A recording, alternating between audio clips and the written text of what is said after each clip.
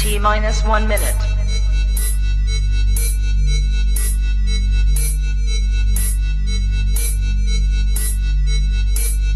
T minus 50 seconds.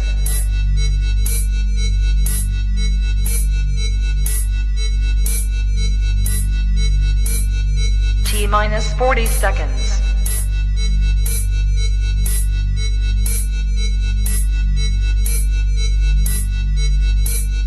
T minus 30 seconds.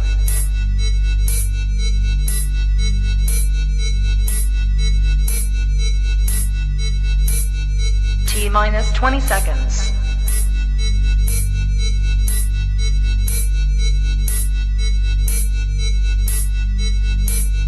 Ten, 9, 8, 7, 6, 5, 4, 3, 2, 1, 0. Can we talk for a minute? Come on and talk to me. I wanna know. Can we talk? Come on and talk to me, baby. Come on,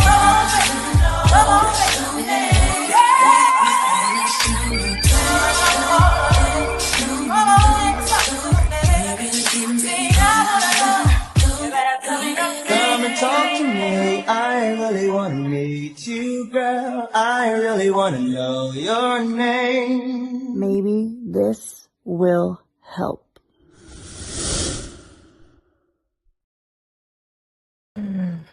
Yeah. Solid intro, bro. I love Yeah, I that. like it. Shout out to Yeah. you go ahead. You got it.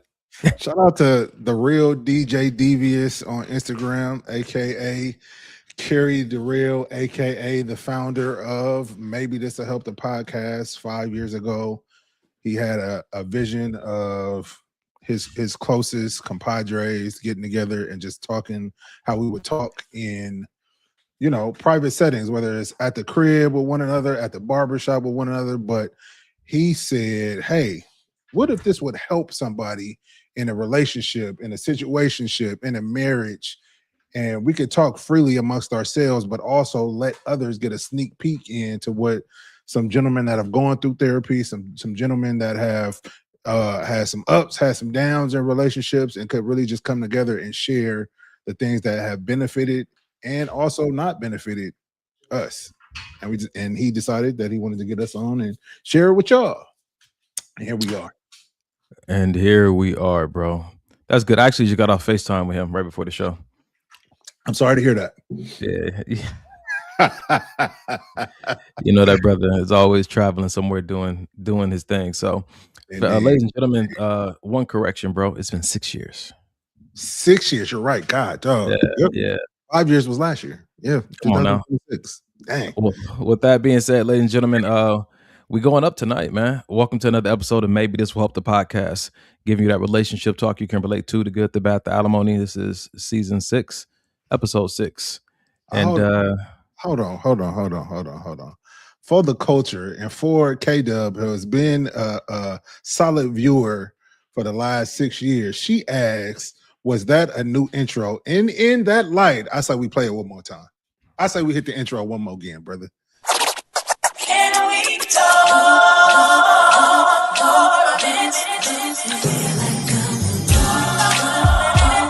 Come on and talk to me. I wanna know. Can we talk? Come on and talk to me, baby.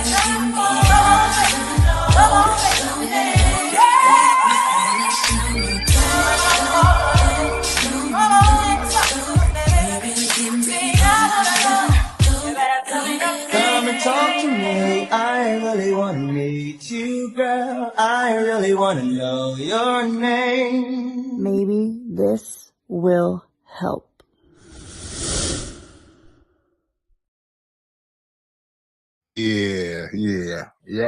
Yep. So for those who don't know, yes, it is a new intro video. and we just tried to, put a little something extra in for you guys starting off the new year. You know what I'm saying to you? So she said, very cool. Appreciate you. Appreciate you, man.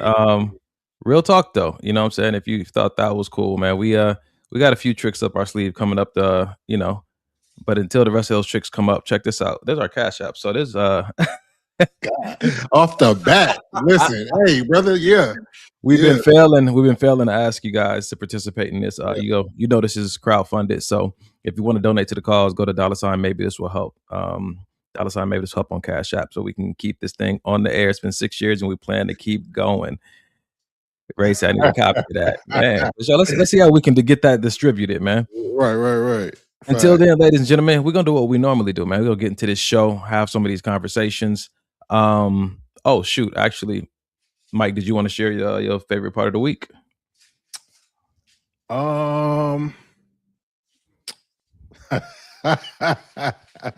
I'm laughing. My brother, I'm sure, knows why I'm laughing. My week has been a very interesting week. You know what my favorite part is? Just seeing the tests and the trials that the enemy keeps trying to throw at me, and the way that I'm moving through that stuff unscathed, unbothered, faith not wavering. And it just feels good that even though circumstances may say you're not on top, but to still feel like you are in your heart. Not just saying it out loud, not just going through the motions, but really feel like I know that God said he was going to do something. So I'm going to stand on that. So standing on that business this week, little stuff that's been happening, big stuff that's been happening, I still feel good, man. I still came to the show ready to share and ready to learn. And yeah, man, that's the highlight of my week, is just being grounded and being rooted in what I stand on. I was about to say that. I would say the highlight is you getting a chance to see for yourself the kind of faith you made of. Yeah, facts. Yeah. I think it's one thing to feel like you would do something. It's another thing to be able to see yourself in the moment doing it. And you're like, yo. And especially when it doesn't really take a lot of effort. It's just first nature at this point. Yeah, man. I applaud you, bro. I was thinking about you earlier today, and I was thinking about the story of Job. And I was like, yeah, my brother going to pull through this without any kind of defensiveness and any kind of pushback. Yeah. He knows who God is and who's in control. So regardless of what the people say around you, stay where you've been. Yes, sir. Yes, sir. My God. What about you? You know what? I'm missing leg day today. What else you got? I'm gonna get into the show. I have a procedure tomorrow. I was fasting all day. I have a very certain amount of capacity, and when I recognize that, I try to be very deliberate. So with this 2-hour conversation, the best part of my week was that I made it here. So God is good. Breath in my lungs, and I'm healthy. So talk about it. Yeah. Let's get into this though. And if you're watching, go ahead and tag your best friend. Get your favorite drink, your favorite snack. I can't eat for me. Have something for me. I like ice cream and quesadillas. That is a real. If I'm not going to even put your business out there, but if y'all knew how much ice cream this man ate, y'all would wonder how the body that he has, how he got it, and how he maintains it. Listen, everybody run off a different fuel. You know what I'm saying? So everybody. Some people could eat burgers and smoke weed all day and have a 6-pack, but it's not everybody's truth. Until we get there, ladies and gentlemen, we're about to tap into this first video of the night. Here we go. Don't know how to act. She smiled at me, and before I knew it, I was leaving 30% tip on something that she didn't. She's not even the one that ever makes the coffee. It was somebody else that makes the drink. It's not the first time a beautiful woman has smiled at me. It will not be the last. But the effect is the same. Almost always is that it pays to be beautiful. She smiled at me, and before you know it, my brain scrambled. I saw, do you want to leave tip? My heart says no. My brain did not communicate. The communication from my heart, which is fundamentally, no, I don't want to leave any tip. All I did was buy 1 cup of beverage. Why am I leaving tip? But that was in my heart. That's what fundamentally my heart wants to do. But the communication did not reach. It started going up. What my eye saw scrambled that message of no. So my brain was waiting for, okay, what are we doing? Are we leaving tip or are we not leaving tip? My eye was still focused on the face that I was looking at. So the message was not relaying. So then my brain then decided to just automatically go by default and leave tip. Not only did it do that, my brain probably was also seeing what my eye was seeing. But because it did not get any rebuttal from my heart, it just went, and before I knew it, I was clicking 30%. Fundamentally, I want children that are good looking. So I'm going to try my best to make sure that the person I procreate, because their life is just easier. You have actors that don't know how to act because they are good looking. They be in all the movies. Everybody has patience for you if you're good looking. It doesn't matter what you do. They patient. People have patience, and they'll go in their back pocket and bring out extra backup patience for anybody that is good looking. So my quest is, when I eventually procreate, I want to make sure that I procreate with somebody that is good looking. Basically, procreate with the most good looking person I can find. That way I increase the chances of my children being that, so that their life can be easier. I'm going to end up passing away. It doesn't matter, but their life can be easier, and maybe they then procreate, and then the life of their children. That you people be talking generational wealth. No one's talking about face cards. That is wealth on its own. No one's talking about that. That is currency. How you look, it is a very big currency. A lot of people don't have any money, but how they look is like an American Express card. They just carry it. There's no money on it too. But once they bring it out like this, they say face card never declines. Face card don't be declining. She smiled at Long video, but I felt like it was necessary, bro, because we talk about, this is a relationship podcast, platonic, romantic, all that, but we talk about looks a lot because I guess maybe because we live in LA and they tend to have a greater sense of importance. But something that he said, even on the humor, something he said about people who are attractive have easier life. And if you think about the kind of life you want to live as you get older, or maybe the kind of life you want your kids to live, and you understand living in LA, how attractiveness could impact the quality of their life. Facts. Do you think that it shows up when you're dating, and why we maybe have more patience for pretty people? 1000%. I would hate to say it, but I know a lot of, and even on the flip side of me being an attractive man, my son over here laughing at me. On the flip side of me being an attractive man, I know there's women that have put up with a lot of my BS simply because of physical appearance. That's it. Like any other guy that may not have been that attractive, even if he had money, they wouldn't. It'd be like no, next, or no, make up your mind on that type of feeling. So I definitely think that, unfortunately, I don't know if it's unfortunate. I definitely agree though that face cards can get you access to places you may not be able to get access to if you didn't have that face card. That's almost as good as like nepotism, man. Like you getting in because your uncle, your mom, or a relative works there.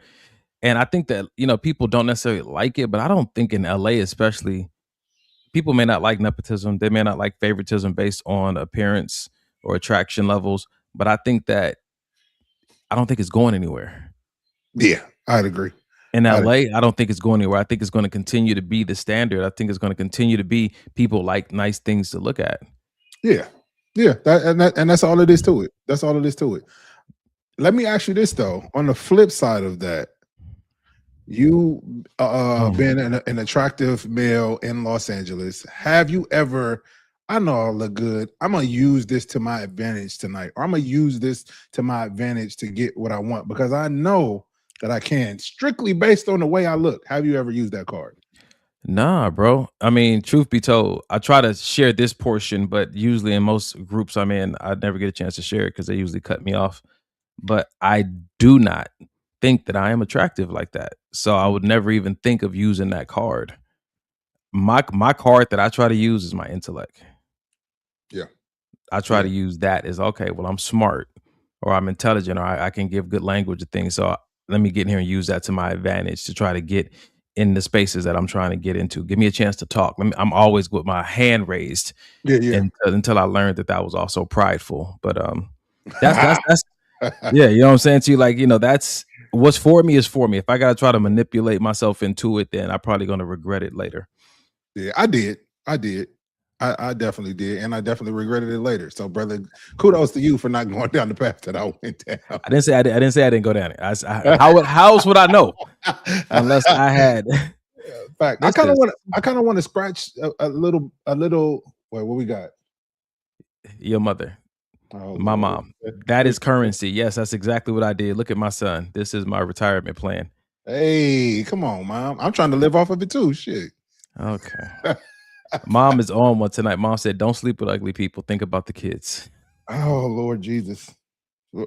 Okay, but wait though. Right? Right? I mean, I think so. I mean, not because. But then here's the thing, though, with that person that we may find unattractive or ugly, somebody else may not think that, and they I may not even think understand. that kid is unattractive, even though.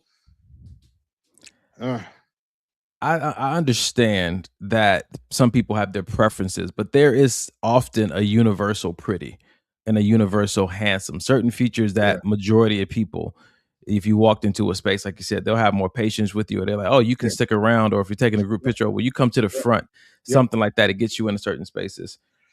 Miss Princess White says, "I don't." She said, "I don't believe you. You ain't got to be humble, handsome." Ah. I should have proofread that before. Let me ask you this: do you feel that we get any type of special treatment or extra in the gym that we go to, from whether it be the manager of the gym, whether it be the people that work there, whether it be the people that work out there? Do you feel that we get anything extra? Because I have an answer for that, but I want to see if you just feel like,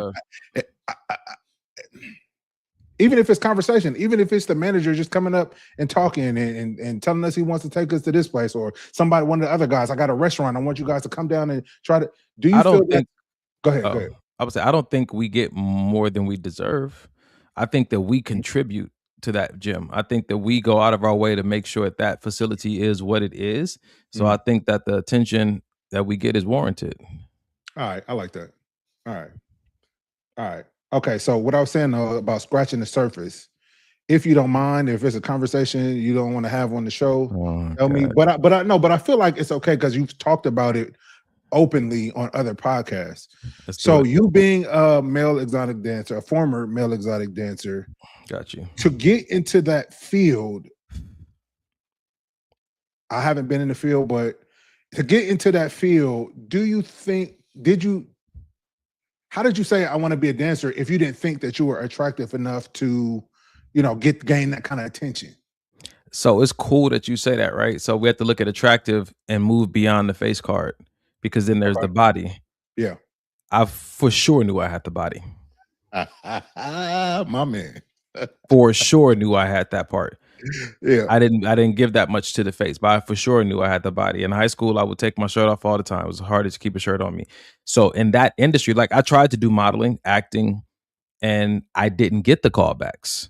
Right? I got Okay. very rarely would I get a callback. I did a commercial here or there. I did Yep. maybe a few runway shows, but I rarely got that. So I think that my perspective of my own handsomeness or my own beauty is so low because I'm using getting all these rejections in Hollywood to inform my own perspective of my appearance. They rejected me. So obviously I must not have the look. I must not be handsome. I must not be, and that stayed with me. But people wanted to see my body. Yeah. And so Yeah. for me, that's where that leverage came in at. So yeah, I That's think that in the club, I had the body. That's so interesting. And I say that's interesting just on the looks factor because, like, I've done some modeling and went out for some big modeling gigs. And although I felt that I should have got them based on who they chose, sometimes the way you look, although you could be attractive to others, is just not what's in right now. You know what I mean? I got you. You know what I'm saying, though? And it, just to your point, even these days, I find it difficult to kind of it stings a little bit when you're not chosen for something that you feel like maybe I will be good at. You know what I'm saying? And don't get the call back, and don't get the. I think that's the part when you don't get chosen for what you want to be chosen for. Yeah, exactly. I think it can sting. But then I recognize, looking back over my life, I wanted to be chosen for a lot of things I didn't need to be chosen for. Okay.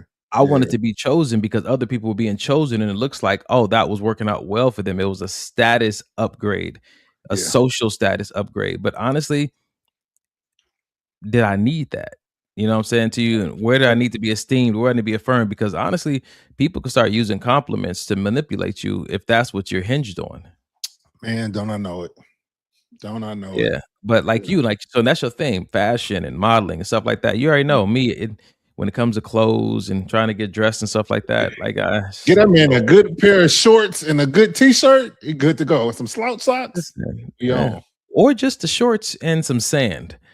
You know what I'm saying to you? Right. Like it is what it is. But I want to ask you, since you asking me these questions, I want to ask in reverse. Do you think that people who have pretty faces get treated with more favor than people who have pretty personalities? Oh,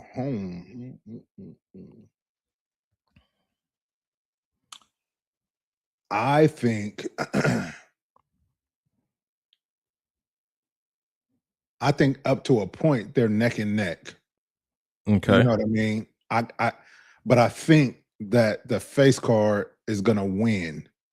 You know what I mean? In certain areas. If we're talking about getting into the club, the face card may win over the personality. But if we're talking about possibly becoming a business partner, then the personality may win. That's somebody that I can relate to, somebody that I mesh well with, not even thinking so much about the face card. It's cool that they're attractive, but that's not what's going to be important in this setting. Yeah. If the room requires critical thinking and problem solving, your personality or your looks may not get you in there. Facts. You know what I'm saying to you? But how many rooms, and I'm thinking just from an LA perspective, require that? I think a lot of times people just want to have the look so they can get the likes because, and I'm not hating on it, the likes and the subscriptions and the follows, if you get enough, it does turn into a paycheck. So while people are talking about, all these people online posting all this foolishness, it's supply and demand. If people are watching it, then they're going to supply it because that then gets them a check. It's a job. Mm-hmm. You know what I'm saying to you? So it's interesting. It really is. It really is. So Princess White said, there's definitely a such thing as pretty and handsome privilege. It's shallow, but we didn't make the rules. So we've talked about that on the show before, pretty and handsome privilege. And I believe it's real. It was real last time we talked about it. Mike might have some different thoughts tonight. No, I agree that I for sure agree that it's real, but I don't know if it's shallow or not, because if somebody was invited into a certain room based on their education or based on their belief in God or based on their personality, that wouldn't be considered shallow. So why is looks be considered shallow? It's all attributes. That's actually very interesting. Let's talk about that. I don't think that it should be considered shallow because somebody is I want to be with this person because they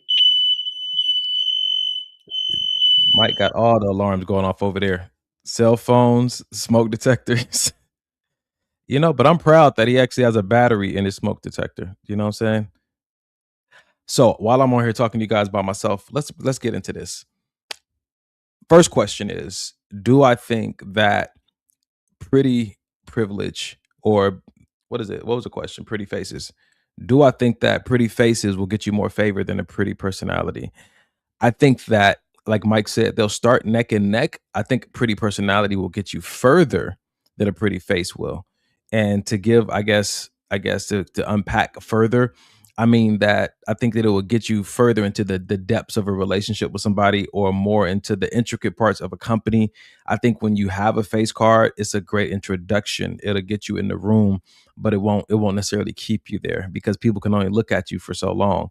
And when you have a nice or a pretty personality, people want to continue to engage with you. But when you actually have intelligence, I think that's what makes people want to invest with you, in you and with you, and keep you around for the long haul. So I would have to say, you heard all that, bro? Yep. So when I look at it through that lens, I do think that they all start off even, right? Pretty personality, pretty face, and intelligence. Mhm. Getting you seen, like, oh, okay, let me look at this person. Right, But right, each one gets you a little bit further. right. But when it comes to looks being shallow, I think the idea of shallow is dependent on the person's values that's creating the standard, right? When Yes. it comes to saying, hey, I want to marry this person, are beauty and looks shallow? Like that's probably a higher value for a lot of people than they may want to admit. Yeah, That's I that's agree. that's a deep value when you think about Yes. the impact a person's beauty or attraction may have on your marriage. Yeah, and like the video said, and on your children. You know what I mean? Some people date people. Oh, he or she has good hair, or they have a certain complexion that I may want my child to have, or they have the eyes that I may want to, or they have the height, or the build, whatever the case may be. Some people date and marry based on those things. And if that, to me, I say, if that's what's important to you, and you feel like that's what's going to make your marriage stronger, that's your decision. I can't knock it. So let's have a conversation about that, bro. Let's Yeah. have a conversation about what are some, if we can identify, what are some of the specific benefits that a person gets from having nice hair? I think that goes back into what society or what culture finds attractive. And then in that attraction goes into what we're talking about, possibly making life a little bit easier. So life is harder for people with nappy hair. If that's how they're equating nice hair, that is not nappy. But then you see certain people now, because of what's trending, wish their hair was a little bit more coarse because they can't do certain hairstyles. That's facts. No, I you're right. remember being in high school, bro.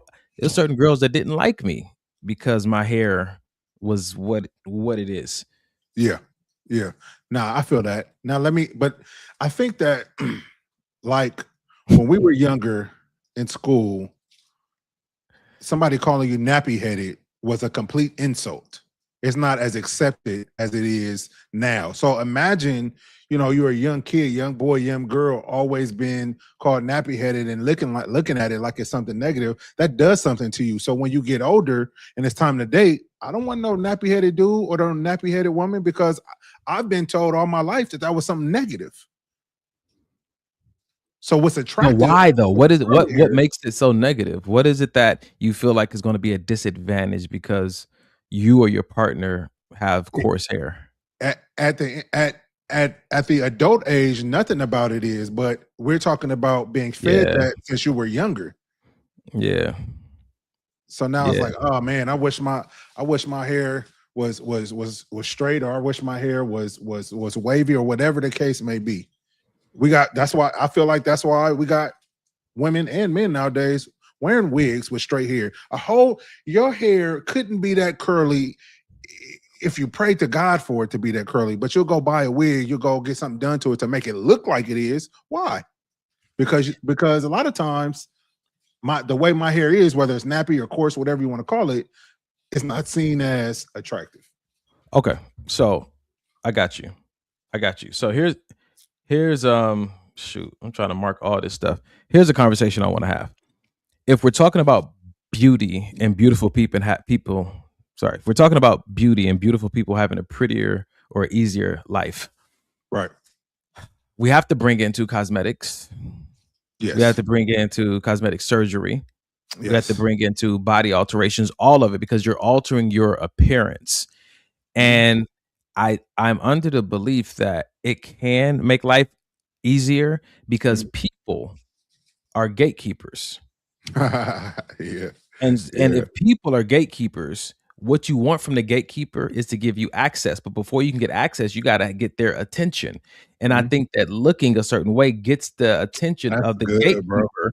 That's And then good. once you have their attention, then maybe the personality and the intellect can get you into the door and get you the favor that you want. Because if it's a job, if the Parker or the meter maid is coming by about to give you a ticket and you walk up with the light eye squint real quick, like, hey, You having a bad day? What's wrong? You ain't got to Yeah. write that ticket, right? Yeah. They're the gatekeeper of that $75 that's Yeah. about to come out of your account, right? Yeah. Whatever it is, you find yourself in situations where, you know what I'm saying, everybody's waiting in line and someone sees you because you're tall and, you know, you just up a little bit higher. They're like, hey, you come on in here. You know what I'm saying? You used to work at the club, bro. You used to be a bouncer, right? Mhm. And so if you're a doorman at a club, there's certain people you want in the club to help market the club, right? That's very true. Yeah. You know what I'm saying to you? So when I look at it through that lens, I start to identify these small things that only happen if a person sees you, likes you, and then decides to invest in you. Dang. That's rough. Wow. It can be a change of something as, you know, liposuction or BBL or a different hairstyle. You know what I'm saying? Like brothers is getting their hairline painted on and it's making a big difference. They probably wouldn't have been able to attract the kind of girl that they wanted, right? When I was growing up, we go places, my mom say, present yourself the right way. So maybe you put on a shirt, a tie, tuck your pants in.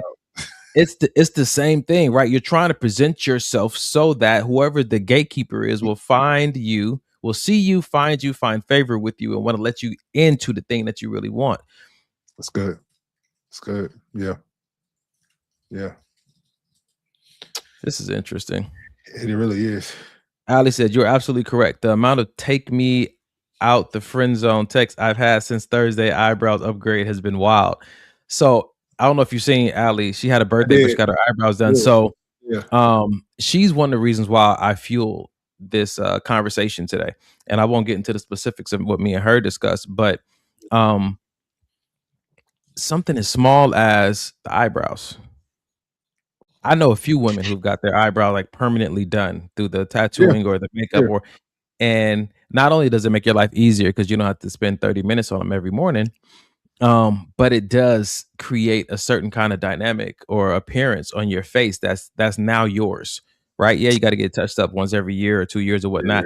But it's the same thing with me. People, one of the things that I get the most compliments on are not even mine. Bro, when I was 23, 24 years old, I was getting into acting. I was dating this young lady and she was like, I was doing my acting classes and they offered, hey, your smile. I had a gap here and a gap here. And she was like, you should do it. And I went and got, the first, 1, 2, 3, 4, 2 on each side, 4 veneers done back in 2004, before it was even a popular thing. People was teasing me and stuff when I first got done. Look at you with your white teeth and all that kind of stuff. And now it's one of the things I get complimented on the most, and they're not mine. And it has made my life easier. I've gotten a lot of favor. That's wild. The reason I just did 2 videos at my job is because they loved my smile. You say, well, you had a nice smile before, but when I took it to the next level, it got me into rooms that my old smile would not have. That's good. That's good. Which is one of the reasons why I've never been against plastic surgery or anything like that. Like, if it's healthy for you, I say give it a shot, because it really will. It might change your entire life, bro. That's facts. That's facts. I agree. And quiet as kept. That's why we wanted you on the podcast. The smile. I know that's a lie because Mike didn't want me on the podcast. Yeah, you're right. You're right. Miss Princess White said there's a motto in entertainment: women gotta want to be you and men have to want to have sex with you. What are your thoughts on that? Dang, that does take me back to the whole idea of sex sales. Do you think that that's a tie-in to this conversation? I Because being sexy and being attractive aren't the same, but yeah, no, it definitely helps. Anybody that's going on my page, on my modeling page, the things that I post or the things that my wife posts or tells me to post, a lot of them are to attract a certain eye, whether it's the eyes of the modeling agency. Nope. that wasn't your profile? Nah. I thought that was your profile. No, okay. that was last year's. Okay, my bad. Go ahead. No, but I feel like it's to attract a certain eye of either somebody that's in the industry, either it's a modeling agency or a company or something. But I feel like that we see it every day, right? We see the girl that's half naked on the top of a dope sports car and they're selling a cheeseburger. You know what I'm saying? Yeah. It's something that can be said about sexiness and getting to where it is you want to be, or getting something that you want. And you got to be careful with Man. whose idea was it, Yeah. because Mike, you've been in the acting field long enough to know that you can get typecasted. Mm-hmm. When you are heavy in any area, maybe you're heavy on the intellect, you're gonna get typecasted as a nerd in most cases, and it's not just TV and life. Or you're heavy on the body, you're gonna get typecast as, you know what I'm saying, the jock. Or if you're heavy on the face card, the pretty, I'm typecasted as the sexy extra, right? And so just having that balance allows you to have options, to you have leverage now, because you're coming with, you know, more of a complete package. But then there's people who none of us thought were attractive, but they were the first, and they got in and they made it that way. Mike was never a fan of Whoopi Goldberg. It's been that way for years. But somehow over time, you see her personality, you see her intellect, and her looks was working for some people. But now you get to this place to where I think she was supposed to, if I'm gonna say this, I'm gonna go out on a limb and say this, but in The Color Purple, I think her character was supposed to be presented as an ugly woman.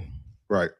Yep. But if you look at some of the looks that are trending today and some of the things that are making it to the runway, and some of the way people are trying to look like, they're going for that Celie type look. It's a very natural, homey type, but somebody had to push that to that place. That's true. That's true. Yeah, man. How you feel about Whoopi Goldberg, Mike? I'm gonna say it like I said it 3 years ago. Whoopi is Whoopi, brother. I feel like Whoopi is not ugly and Whoopi is not attractive. Whoopi is Whoopi. Would I date Whoopi? In a heartbeat. In a heartbeat. Whatever, Mike. For the money. And I over here shaking her head. I'm about to say fully married. I'm well. Yes, I'm married, but I'm saying, if I was not married, would I date Whoopi? Yeah. Mike is a liar. Nobody believes you, Michael. Nobody believes me. All right. All right. All right. So when I look at it through that lens, right? If we're going back to the video about the guy saying, like, we got more patience for pretty people. We have 2 videos like that on our Instagram page. I'm looking at it through the lens of how, and I'm gonna ask a personal question, answer it or not. How much of a role did Janae's looks, her face card, play in you wanting to pursue her and marry her and have children with her? Dang. I think the face card only played a part in the initial attraction. After that, it was so much stuff that the looks kind of was like the secondary. If she didn't have that face, would you have even been interested enough to find out all these other wonderful things about her?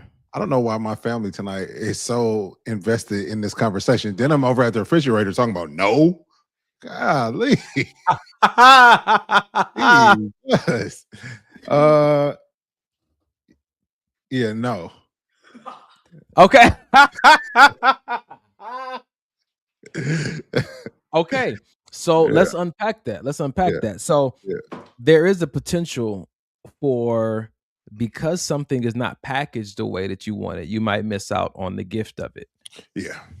Yeah. And if we think about, we never really know, because we can't live 2 lives simultaneously and make a yes and no and see how it plays out. But when we look at the reality of that, there may have been plenty of times in our life where we bypassed something because it wasn't packaged the way that we wanted to, and we missed out on that gift. And so what would you say to yourself in light of that idea moving forward? Because you love so much about your wife. You tell me about it all the time. It's a little sickening, but I get it. But all of that was hinged on the fact that you initially found her attractive. Yeah.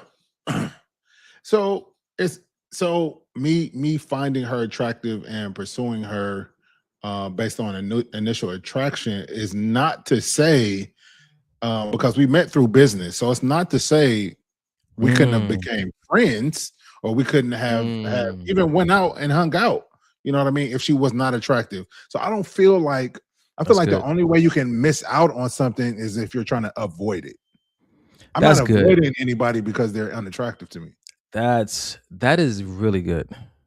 I'm going to clip that. Yeah. That was really good. I think that it may their lack of attractiveness. I'm gonna say it that way. Yep. Nope. Yep. Keep rolling Yeah, with it. because they ugly. That guy. Why Why would you change their, it? their Why lack would of attractiveness may cause you not to pursue them romantically, Right. but there still may be space held for other roles Yep. that don't require attraction. Yep. Hmm. Yep. Yep. Friendship, business. Friend zone. That's how people get put in the friend zone. And That's then that's they have a real. face, glow up, and then all of a sudden they're eligible for a relationship. Ain't that something? So would you do that? Like if for some For reason, sure. God, you would, and I know you so much, and I know you would. It's fine. Because so much of finding someone attractive is not like a manual choice. It's an instinctive response. It's not like, oh, I want to find this person attractive now. It's like they had a glow up in your body. Like, yep, that's what we like. So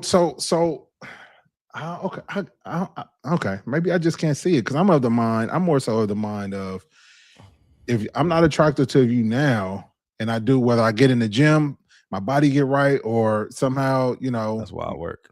something happens with my face and it's different. Now that you all of a sudden find me attractive, and now you're trying to see what's up. Nah, you wasn't trying to see what's up when I was trying to see what's up earlier. That's not you done went through a whole surgery. That's not. Come on. Come on. That's crazy. Think about that from a non-emotional lens. You look different. Of course, I'm a look at you different because you look different. Yeah, that's right. You didn't had a glow up. I'm not gonna treat you the same, especially if your glow up moved you closer to the direction of what I like. Yeah, I feel that. People ain't coming out of these surgeries to be treated the same way. Dang, that's wild. You're right though. So check You're this out. absolutely right. Princess White said men are visual. I've had enough of my female friends tell me that women are equally visual. They just hide it better. Some of them don't even hide it. You know that once they become auntie age, they'll tell you, right? When you walk in from the restroom at Denny's, me and Mike got attacked by the same group of older women. And they don't care if you came in with women, if the women sitting at the table right behind them, they don't care at all. And don't let them get to grandma phase. They'll grab your arm, squeeze your butt, all kind of stuff when they get in that older age. Oh God. Too much. I said too much. All right. I didn't know if that was a personal testimony or okay. Yikes. 988 works for that too, Mike. Jesus Lord. All right. So on that note, let's keep on moving down this this path of pretty privilege and the rest of those things. I have a big conversation I want to have tonight, but before we get there, I want to have a little bit of fun with that one. This is a little less fun, but I think it's going to prove for an interesting conversation.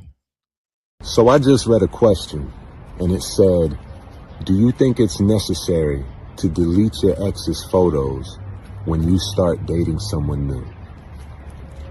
I think it's necessary to delete your ex's photos when they become your ex. By the time you start dating someone new, those photos should have been long gone, just as a part of your healing journey, in my opinion. See, that's what I don't get. Everybody that breaks up with somebody doesn't need to heal. People think that because people break up that there's something negative or something bad or this person must have did something. That's not the case with every breakup. Some people break up and become better friends. Because that's where they belonged in the first place. Right. You just took a chance into an arena and you're like, nah, this don't work for us. Right. But let me tell you what I heard. Yeah. When I heard that video about once you break up with your ex, before you get with your next, you need to have deleted their photos. Or once you break up with your ex, you need to delete the photos immediately before you even get with somebody else. That's what the colonizers did to Black history. Wow. This is why we don't know our history now, because they try to delete the things that they don't like and recreate a whole new reality and hope nobody ever find out. What you deleting now for? It was a part of what made you who you are today? And you're trying to delete the person that you don't like them anymore that may need to be given credit for developing you in a way. So you're gonna delete this whole history of you, fabricate some other kind of story with no evidence to back it up because you tried a romantic relationship with him and it didn't work out. That's good. Let me ask you a question. Go ahead. What you got? I'm biased because I'm a photographer, and photos for me are a time machine. And and just because a relationship didn't work out doesn't mean it was all bad. And there may be certain moments I want to revisit, not because I'm gonna put out the lotion. You know what I'm saying to you, but because, dude, those were very beautiful moments in my life that I want to continue to remember. But delete them because it's my ex. I think that is for some people. It's just not for me. And that is the title of tonight's show, which is Why Am I Like This? And I was gonna say, because you have a certain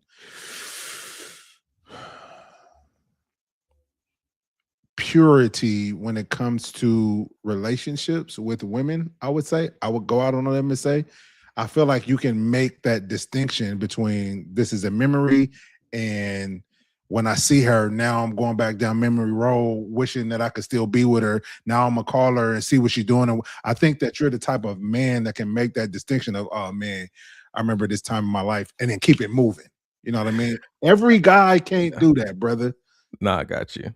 I am one of those guys that can't do that. I don't need a bunch of pictures of my exes in my phone, because for me, in my mind, for what? Why am I looking at this? I want my attention to be focused. You know what I'm saying? But again, we may not have the same struggles. Yeah, I got you. No, I got you. Because so I'm laughing at Princess White. She said, use your imagination. Yeah. Jeez.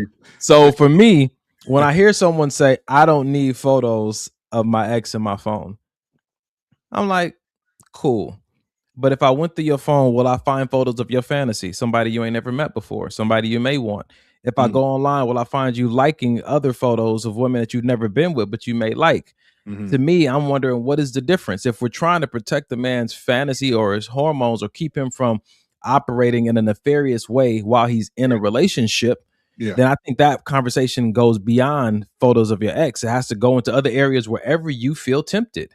So don't try to act like, oh, I'm holding this standard because I don't have photos of my ex, but your eyes are on a whole bunch of other things. No, that's good. That's good. And I think the I'll call it trigger for some women whose boyfriends, husband, whatever, may have these pictures in their phone, or some women who have pictures of their ex in their phone, is, I think it's more so the how easy it could be for them to rekindle that, like the proximity. Like, oh, your ex stay around the street. It may be real easy for you to have this picture, and then that sparks something, and then you down the street, as opposed to a celebrity. Or I'm just saying how people may think. I got you. You know what I'm saying? I got you. And I appreciate that, because I think you said something in the beginning of this conversation. Everybody's not like me. Yeah. Right. And so it also makes it hard for me in the past to defend who I am until I started not defending it anymore and just started being it.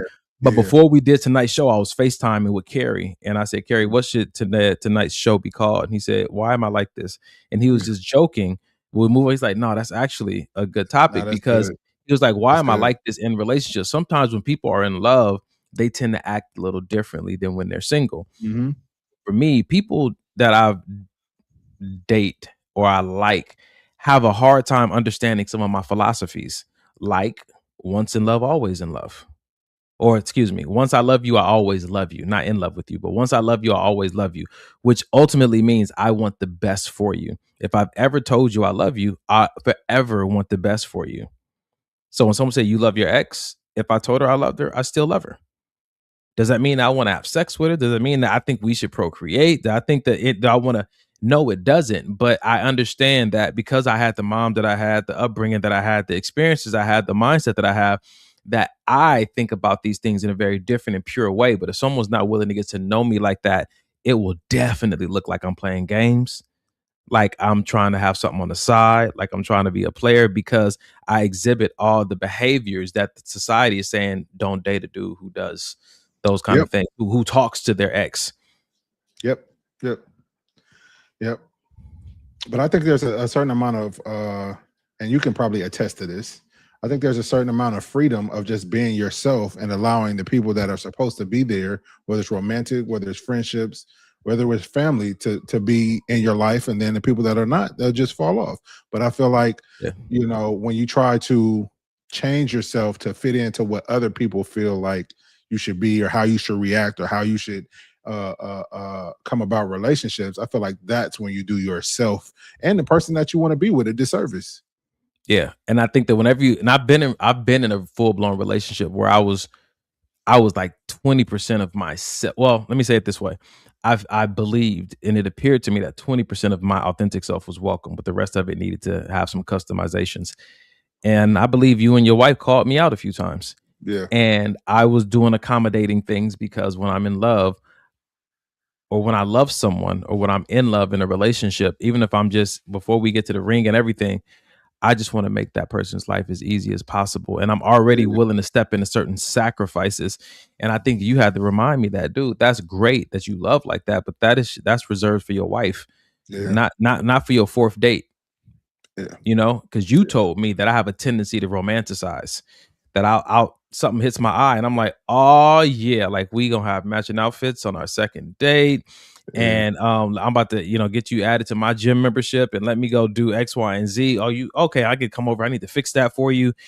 And that's just the gung-ho-ness that I've had to put on reserve since my previous relationship, and recognize that energy that I possess is sacred and it should be, held back until marriage.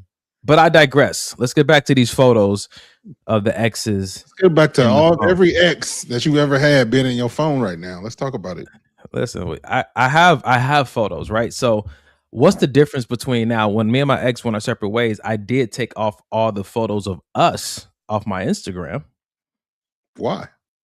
Because I didn't want to look like I wasn't available. Come on now. Way to tell the truth. See, my man. I knew you would answer that honestly. I already knew it. Listen, I didn't want to appear to that's like me going on a job interview like I got a job, but I just want to see what y'all was doing. Nah, I'm unemployed. Hire me. Hire me, damn it. So talk to me, man. Talk to me. If I'm say I'm about to get into a relationship, right? Yeah. And put me in engagement, bro. Put me in engagement. Okay. And me and you, we have open, conversation all the time, and our relationship is very say what you mean what you say type deal. You look at my phone, I still have pictures of past relationships, and I'm engaged. Are you going to me and saying you need to delete all these, or are you going picture by picture and saying keep this one? This one's no longer necessary. It's not going to help you, or keep them all?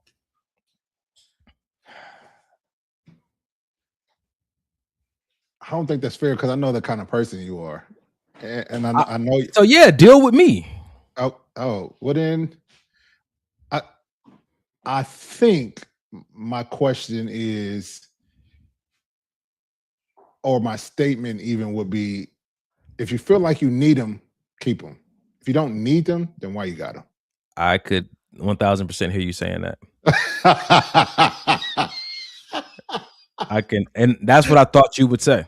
And you would look me in the face and say, "Do you need that? Do you need that?" So check this out. So Miss Princess White said, "Do you just keep the innocent pics or the nudes too?"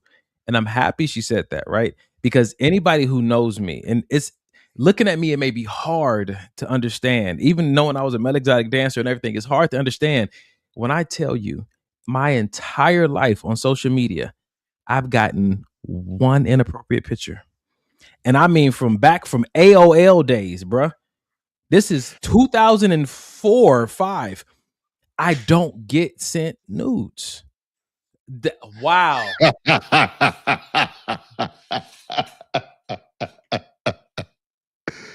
So that's social media, right? But you talk about on your private text situation. Yeah. I can still count on one hand in my entire life. That's not, see, I think the thing that people don't understand about me is that I've never struggled with getting respect from people. Women usually want to meet me on an intellectual playing field. Yeah. Most women who have taken time to have at least one conversation with me knows that that's not the way to get to me. Yep.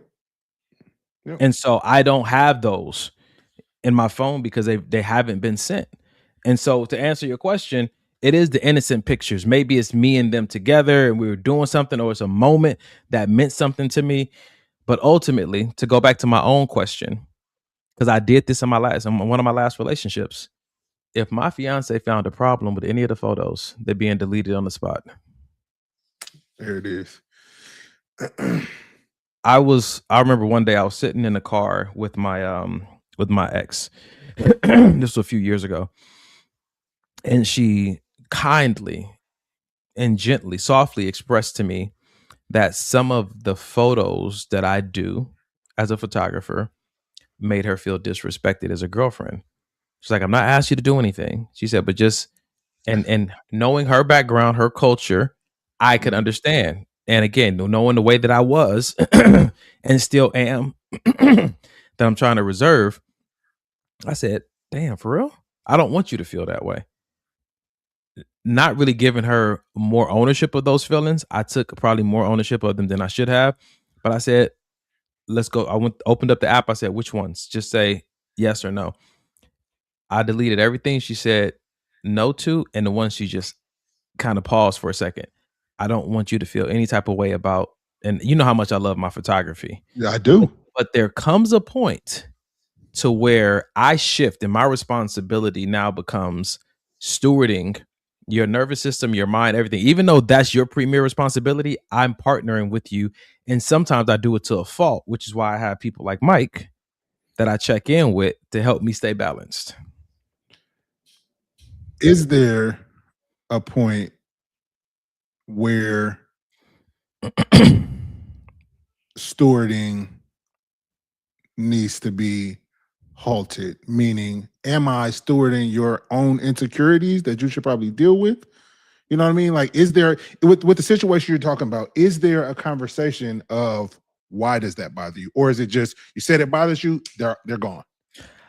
I think that prior to a ring, there's a conversation. Anything after a ring, I'm assuming a certain responsibility. That means that when my partner, I think one of my friends said it best this week. She said, even the most secure people can have a what did she say, a rough day or a hard time with certain things, even the most secure person. So if I've given you a ring, then my responsibility I've given myself is to hold space for you.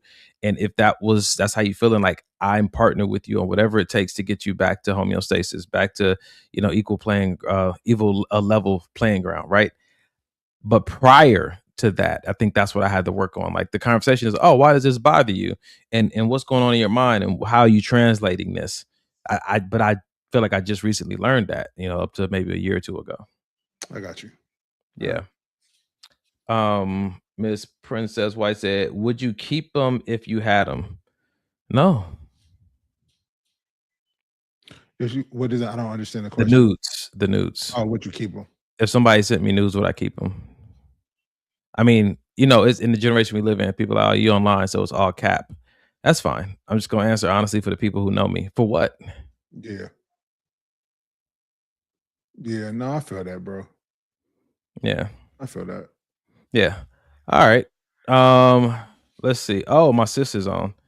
Blurring the lines. Well, see, honestly, this is one of the reasons I love coming to this podcast, because me and Mike, we get to have these open conversations of kind of transparency and vulnerability that I would probably never have with some of the people in the audience.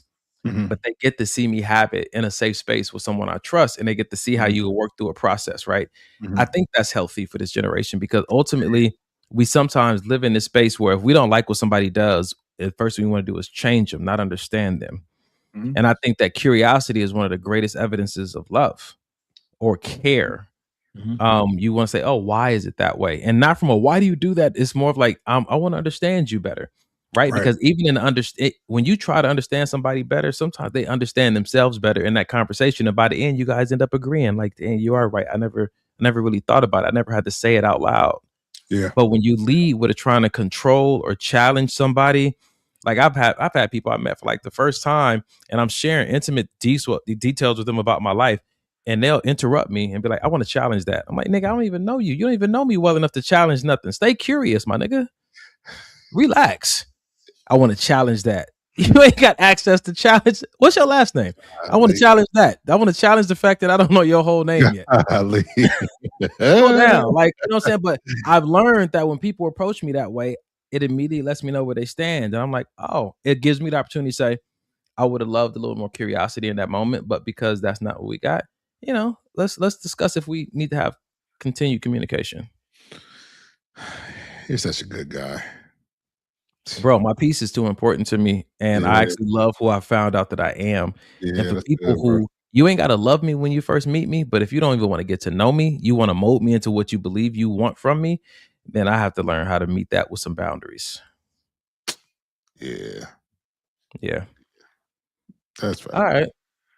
right. You got anything over there? Are you on IG? You checking your IG over there? Every time you ask me. Ha. All right. So ultimately, for those who are just joining, because our numbers are still going up, we just had a video and the guy shared. You just went live? Golly, Mike. We just had a video up about a guy saying that you should delete the photos you have of your ex. And I think ultimately, if I say the consensus is that delete inappropriate photos that will prohibit you from seeing the future clearly, or that may pull you back in an unhealthy way. Is that kind of where we're landing? Yep. Agreed. Okay. That's where we at. Cool. And as we get there, we are actually at our halftime. So it is 9:00, ladies and gentlemen. And if you didn't know, we are crowdfunded. So I want to say this one more time before we move on to our next video. If you would like to help us stay on the air because you enjoy these conversations, you can go to our Cash App, $ maybe this will help. $ maybe this will help, or go to our Gmail account. Maybe this will help podcast at gmail.com. Maybe this will help podcast at Gmail. Send $1, $5, $10, whatever you want. We pay $88 a month to stay online, bring you this show 4 times a week, 4 times a month. And we appreciate however you contribute. That's a fact. Yeah. Brian, what up, brother? Oh, man. What up? All right, cool. So we're about to get into the second half of this show, ladies and gentlemen. Thank you for rocking with us. If you're loving the conversation, go ahead and tag one of your friends. Tell them to come over here and join in. This is really the part of the show I wanted to get into tonight. So I'm going to play the video, and then we can take these questions on one by one. Let's get it. All right.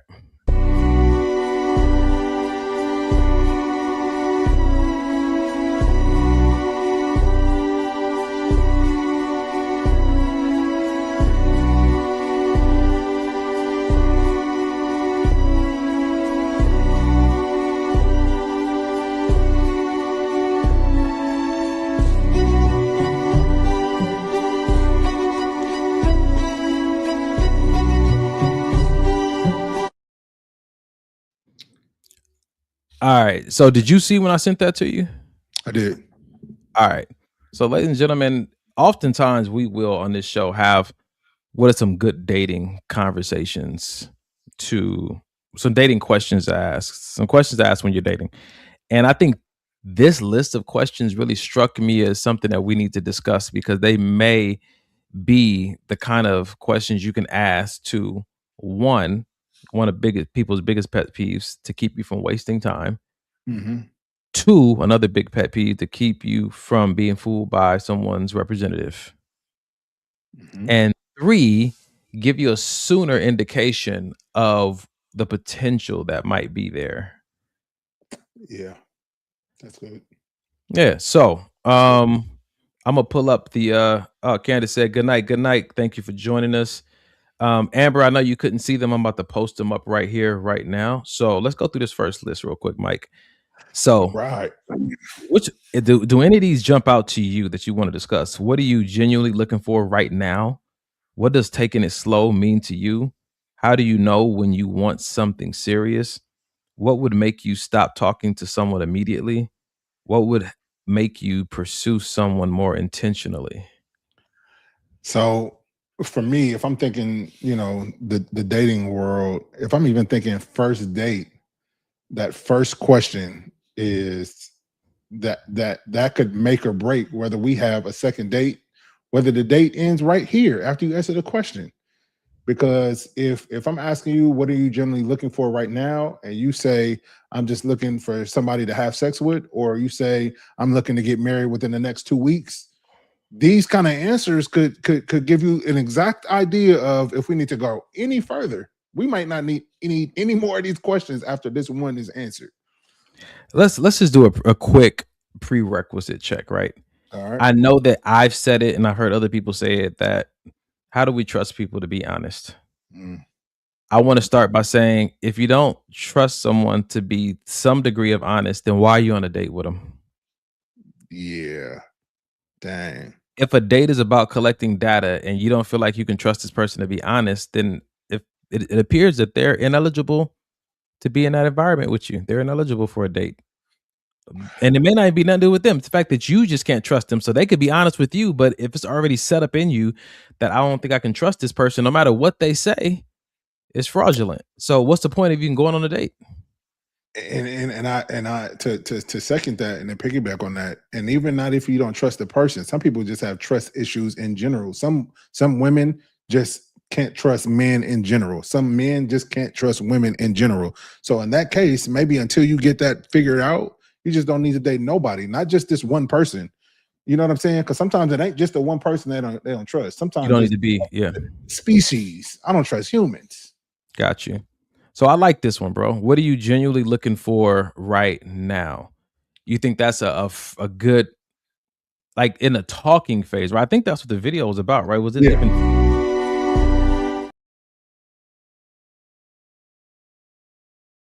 Let's take a moment. You on mute too. Why don't we take a moment and identify what's the difference between the talking stage and the dating stage? I think the talking stage is, you know, a light, surface level getting to know type of thing. Hey, what do you do for a living?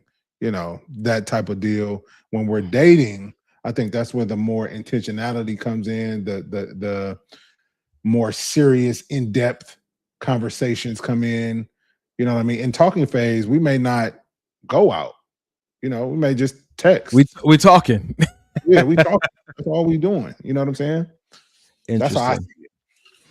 So, when I look at the talking stage versus the dating stage, I think ultimately for me, I think that until I say I'd like to date you, for me, everything else is we just talking. I don't think that there is a talking stage or a talking phase, because it almost feels like if it is a talking stage or a talking phrase, that it should be leading to something. I agree. No, I agree. Yeah. I talk to people, and when someone not only captures my eye, but captures my attention to a certain degree that there's a level of safety there. Yeah. That's when I'm like, I might want to take this person out on a date. But building up to that could be a week, it could be a year, because in order for you to feel safe around someone, you need to have certain experiences with them. And everybody's experience that they need to verify if someone is safe may be different.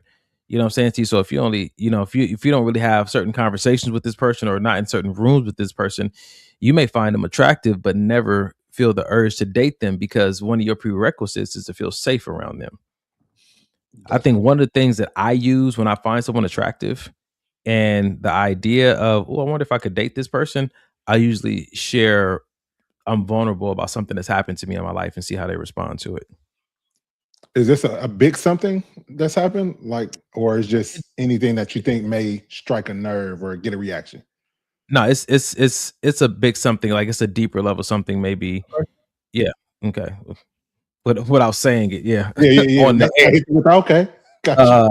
Yeah. You know what I'm saying to you? Because if I'm going to date you, one of the first things I want is to be able to have like certain kind of deep level conversations, because that's the access point that we're talking about, because there's this interest. Mm-hmm. And if that's met with any kind of criticism or judgment or nonchalantness or lack of interest, then it's like, okay, you're not a bad person, but let's just, cool. You are who you've been. Yeah. Damn. Wow. There's But no yeah, no need to change anything. that's facts. You know, and I think that even if you find someone interesting, like, and you want to date someone, I think that it's just good to communicate what it is you want to do. And I think that in certain societies, women wait for the men to say it, men wait for the women to say it. I think that the onus is on whoever feels it, say it. Because ultimately, when you look back over every experience you've had in your life and you felt like you could have done a little something different or more or initiated something to make it work, that resentment, that regret feels worse than resentment towards someone else. When you know it was in your power to do or say something. I understand rejection could hurt, but yeah. Yeah, nah, I get it. You know, I think about that first question, what I really like, and I think that what makes it stand out the most is the right now. Because that What do you leaves genuinely- room oh, okay. right now. Because who knows, 2 months from now, hell, next week, something in me can change, and that what I want could change. You know what I mean? So I think that it's very important to throw that right now in there because it doesn't back that person up into a corner. You know what I mean? It's not saying Yeah. what do you want out of life forever. You know what I So mean? it's not saying what do you want from me right now either, is it? Or just saying That's what do good. you, No. That's good. It doesn't, and I like that because we're just dating. I don't want anything from you. No, we're what do just you, what do you talking. genuinely Yeah, what are you genuinely looking for right now from me is not the question. it's not the question. Interesting. That's I probably how I think would have asked it. I think, I would but have asked it that way. so in dating though, I feel like with me could be more of the question. But if we just talking, if it's something nonchalant, something real airy, yeah. What are you looking for? Period. You just And out here. you know why I like that so much, bro? Because one thing that's been big for me, right, is trying to form honest friendships Yeah. before I even date someone. Because what I recognize in my experience is that oftentimes you're dating or in a relationship or even married to someone who only has an invested interest in things that benefit both of you guys, not Yeah. just in you. And I recognize with my friends, they want the best for me and they're willing to step in and out of my life, contribute more or less according to what they believe is going to bring the best to me. And I think that that is a different kind of love that I would love any other kind of love to be built on top of. When you have that, I just want what's best for you. And if I don't believe that I'm what's best for you, I feel like I'll be more honest with you. That person will be more honest with you about where they are because ultimately they want to see you succeed. They want to see you blessed. They want to see you, reach the goals you want to reach. I think it becomes selfish when I'm only interested in what in bringing you things that I somehow reap a benefit from. And that's just my brain, maybe because of what I went through. But I do like that approach to just what are you looking for right now? You know what I'm saying? Don't say anything, try to impress me. That. Just what are you looking for right now? You know what I'm saying? Because they may say, oh, I'm looking for something that may not be the person in front of them. And if you can receive that and not take it personal, be like, oh, okay. All right. Why is that? You know what I'm saying? Oh, this is where I'm at. I think so. And maybe something does come up later on about you. But I think that if you're trying to just get to know this person and not just get to know why they do or don't like you, that's a whole different pursuit. That's good, bro. Yeah. Because so many people get hung up on that answer being something that they're not, and they make it about them. You know what I'm saying? Yeah. Instead of, because you never know in that conversation of why this person is looking for this, they may find out, oh man, you know what? You really cool. I never thought to even. Or, you know what? I know that we found each other attractive, but the way you describe what you're looking for, my cousin. Talk about how you gave women away. I've definitely been on a date with women that I thought would be a better fit for somebody else that I know and tried to make the connection. That's cool. Why not, bro? Oh yeah, that's cool. Why am I gonna gatekeep who could potentially be your husband once I verified that I know it ain't me? Then what I'm gonna do with you? Play with you? Have sex with you? Confuse you? Make it hard on the next nigga that's gonna come next? Like, come on. I like that. That's cool. I've had people that I found very visually appealing, but I was like, your personality seems like it would really fit this other person. I'm like, yeah, let me see if I can make that happen. Which again, why am I like this? Is the name of tonight's podcast. I am like this because this is how I am, and I enjoy it. It makes my life very liberating. It makes my life a lot easier. It helps me to be more productive. It helps me to be more focused. I carry less baggage. Yeah, I'm yeah. able to love more freely. I'm able to give less explanations and defensiveness. This is why. Yeah. So the question that jumps out the most to me from this, bro, is what would make you pursue someone more intentionally? I like that because I think that intention is a always good conversation to have, especially when you found some kind of interest, even if that interest is only visual. Because Mm. sometimes, you know what I'm saying, that person may find you visually appealing, but have no desire of anything romantic with you. You just might actually be nice to look at, or you might True. be fun to hang out with or be around. But I think sometimes we think or will interpret or translate someone's behavior instead of just asking them, what does all this mean? That's good. And so Yeah. when I see this question pop up of what would make you pursue someone more intentionally, you start to get an idea of not only what that person is looking for, but what moves them. And so that's why you're not, 5 years dating this person or whatnot, and you're wondering why they haven't chosen exclusivity with you. You ask this question and you know why. Why do you feel like people avoid questions like this though? They want to know the answer to it, but they won't ask the question. I hate Ken. He said, I'm not looking for your man bun. KD, what up? Why? Why don't we ask that question? Why don't we ask the question we're dying to know the answer to? Is it because of fear of rejection? Ask the audience. Audience that's in the talking or dating phase. Why is it that we want to know, does she like me? Is she into me? Does he like my outfit? Does he think I'm too fat, too skinny? Why don't we ask those questions? In my experience of dating people inside and outside of California and the United States, Yeah. I do think this is more of a California issue. I think that we don't want to appear too thirsty. Mm. And in essence, we sometimes cause ourselves to not appear interested at all. It's a silent killer. Nonchalantness when you're intentionally dating is a silent killer of whatever it is you're trying to get to. And it doesn't have to be anything crazy. It could just be giving the actual compliment. Because and even though me and Mike know this, even though some people will interpret a compliment as you hitting on them, that doesn't mean they want to sleep with you. Sometimes people can compliment you on things, and that doesn't mean they want to touch those things or kiss those things. It might just be a nice person saying that's a good look on you, right? But I think that when it comes down to things you really want to know, I think this list kind of starts to give you a good place to start.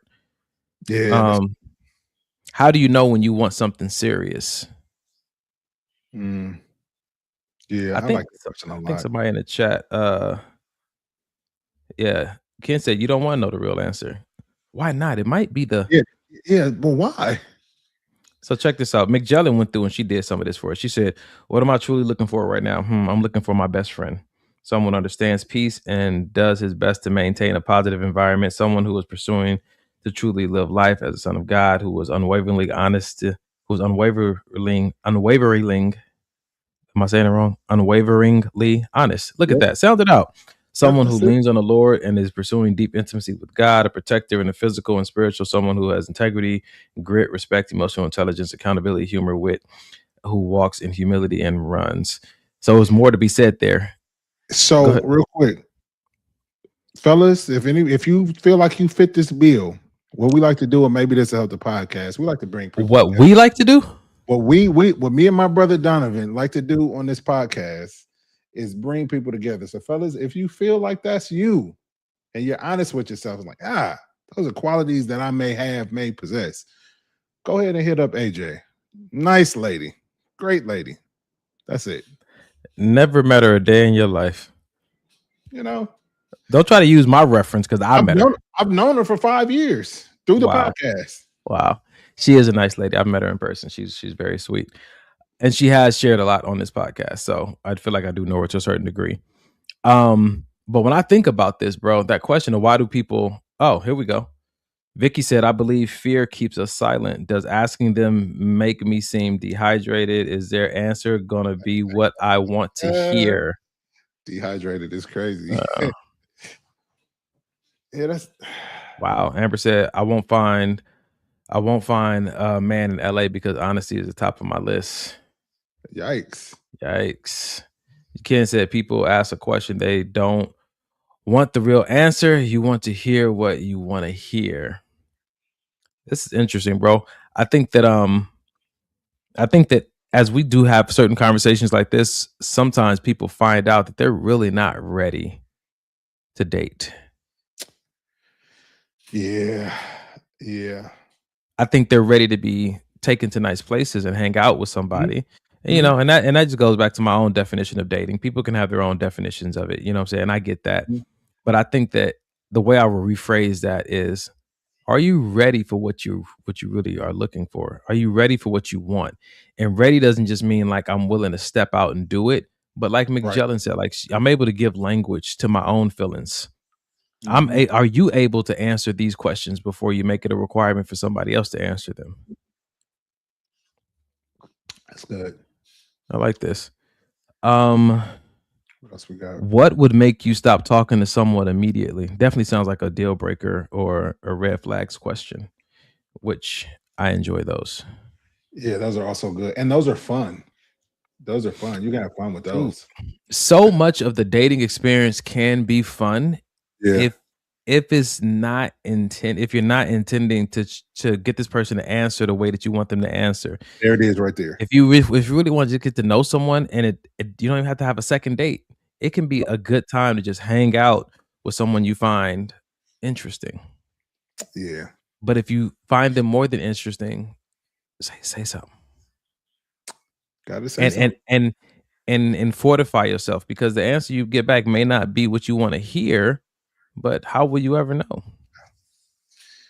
If you don't And ask the question. and then you can be like some of the people that share it with us, like you get to 40 and 50 years old and you don't have the life that you wanted, but you also were never willing to ask the hard questions. So you Yeah, that's and facts. like, I want a man that's going to take initiative and X, Y, and Z. Like, yeah, certain men do in certain environments, and certain environments they may not, or they may come from a different cultural norm when it comes to dating. I think that sometimes if you really like somebody, you're trying to, or maybe you guys are both trying to make this whole process a little easier on each other. That's why you try to, be empathetic and recognize they may be a little nervous. They may be a little shy. This may be a little new for them. I may be a little much for them, but they still like me. And so when you're interested in somebody, you try to create an environment that makes it a little bit easier for them to open up and say certain things, not harder. Mm-hmm. Yeah. Yeah, that's true. I like what KD said. He said, at the same time, people are scared to give the real answer. So we got people that's scared to ask the real question, and then we got people that's scared to give the real answer. So who's telling the truth here, people? And I think that that's important, because if you don't really, I won't say know yourself or love yourself, there may be some hesitation when it comes to being honest about yourself. That's so legit. And know yourself is good too. Yeah, because if some people have never been, I was one of those people. I was never really intentional with getting to know myself. Like I knew what I liked, I knew what I didn't like, but just really getting to know what makes you tick, what drives you, what causes you to make certain moves as opposed to other moves. I was never really pressed until I got with Janae to really find that kind of stuff out. Yeah, man. All right. So it depends. McJellin said a criminal record, and Vicky said it depends on the crime. I like that. Somebody the other day asked me to describe myself. And sometimes I feel a little poetic. Sometimes, Mike, I just feel like, what did you say, Donovan? I said sweet and dangerous. Who are you, James Bond, nigga? You didn't want me to look at you when I said that? No, I did not. You seem to look down. You're not gonna look into my eyes and say that. Every time. I was low on capacity, but what I was trying to convey was that my mom raised me to be a sweet man. I'm a gentleman. I'm a thoughtful person. but at the same time, I am dangerous. There's certain things I don't stand for. There's certain ways you cannot push me. There's certain things you Yeah. cannot say to me without a response. I'm not a person that threatens. I'm a person that responds in a way that never happen again. And so I thought that sweet and dangerous was a great way to describe the full dynamics of the ecosystem that is me. Yeah. Mm, Yeah. mm, I mm. like that, bro. I like that. I like that. What Sean said, or not give a real answer because they don't want to hurt someone's feelings. I think this is the same reason why people. So if I use that same example, it's almost like lying on a job interview Mm-hmm. and then getting a job that's going to make you miserable Mm-hmm. because you qualified through a lie. Yeah, that's wild. Because people are going to have expectations based off what you tell them, and it's just like you're creating this. Oh shoot! Oh, did I get some money? I thought somebody sent us some money for the show. Anyway, I got excited. I saw money. But so let's do this, Mike. We got a whole other page of questions. So why don't I pick one you want me to answer, bro? Oh yeah. All I mean, right. yeah. Brothers on the hot seat. All right. You, what do you know? Whether to compromise on and dating? Are you dating multiple people? How did you decide exclusivity? What is it? Ooh, those are good. Okay, let's go with. Let's go with how do you, Donovan D. Donnell, decide exclusivity? How do I decide exclusivity? That's a good question. I think Mike knows me well enough, so maybe that's why you're asking this question. Yeah. I don't. It's not because I don't want to. I would say I rarely have the capacity to date more than one person at a time. Mm-hmm. Because I like to do dating with intention, and I have a full-time job, and I go to the gym, and I'm an entrepreneur, which means I coach people and I write books and I have projects I'm working on. It's not energy efficient. It's not energy efficient. Yeah, to try to do that. I think that it will require me to have more free time than I do have. And also, it could be a tad bit distracting and bring about some unhealthy comparison and competition in my mind as I'm like looking at the data from one person to another. I don't think there's anything wrong with it. I just know for myself, I'd rather just do one at a time. Now, if the opportunity came up to where I did have the time and energy, I wouldn't mind, you know what I'm saying, dating more than one person at a time, but there would be no like physical intimacy. Okay, so I think the question still stands. How do you the exclusivity question? I think the answer is I start exclusive. Damn. Like if we doing this, just know it's just you. And not because I'm choosing it just to be you, because everything I got going on and the way my life is set up, it can only be you. I think that sometimes people stay in a dating environment for a long time because that other person is dating multiple people and they don't really have time to really identify how bad of a look you are. I think that one at a time might help you come to an answer a little bit sooner or not, because some people are puzzles. And I think some situations I've run into is that sometimes this happened multiple times. I'll meet somebody and because of the way I try to invest or the way that I try to be intentional, they change, you know what I'm saying? And not in a bad way, but it's almost like, oh man, okay. So it's almost like I feel like I have to do more observing than pursuing because there's certain things about you that are opening up.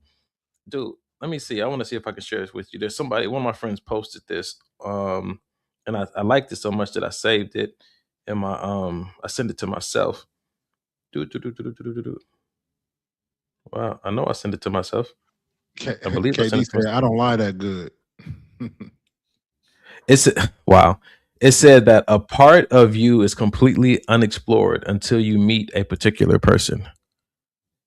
Part of you is complete. Yes. A part of you is completely unexplored until you meet a particular person. So even in this whole talk about exclusivity, sometimes I'll run into somebody and I think that if I'm just doing one-on-one, I can come to an answer of who this person should be in my life a lot sooner.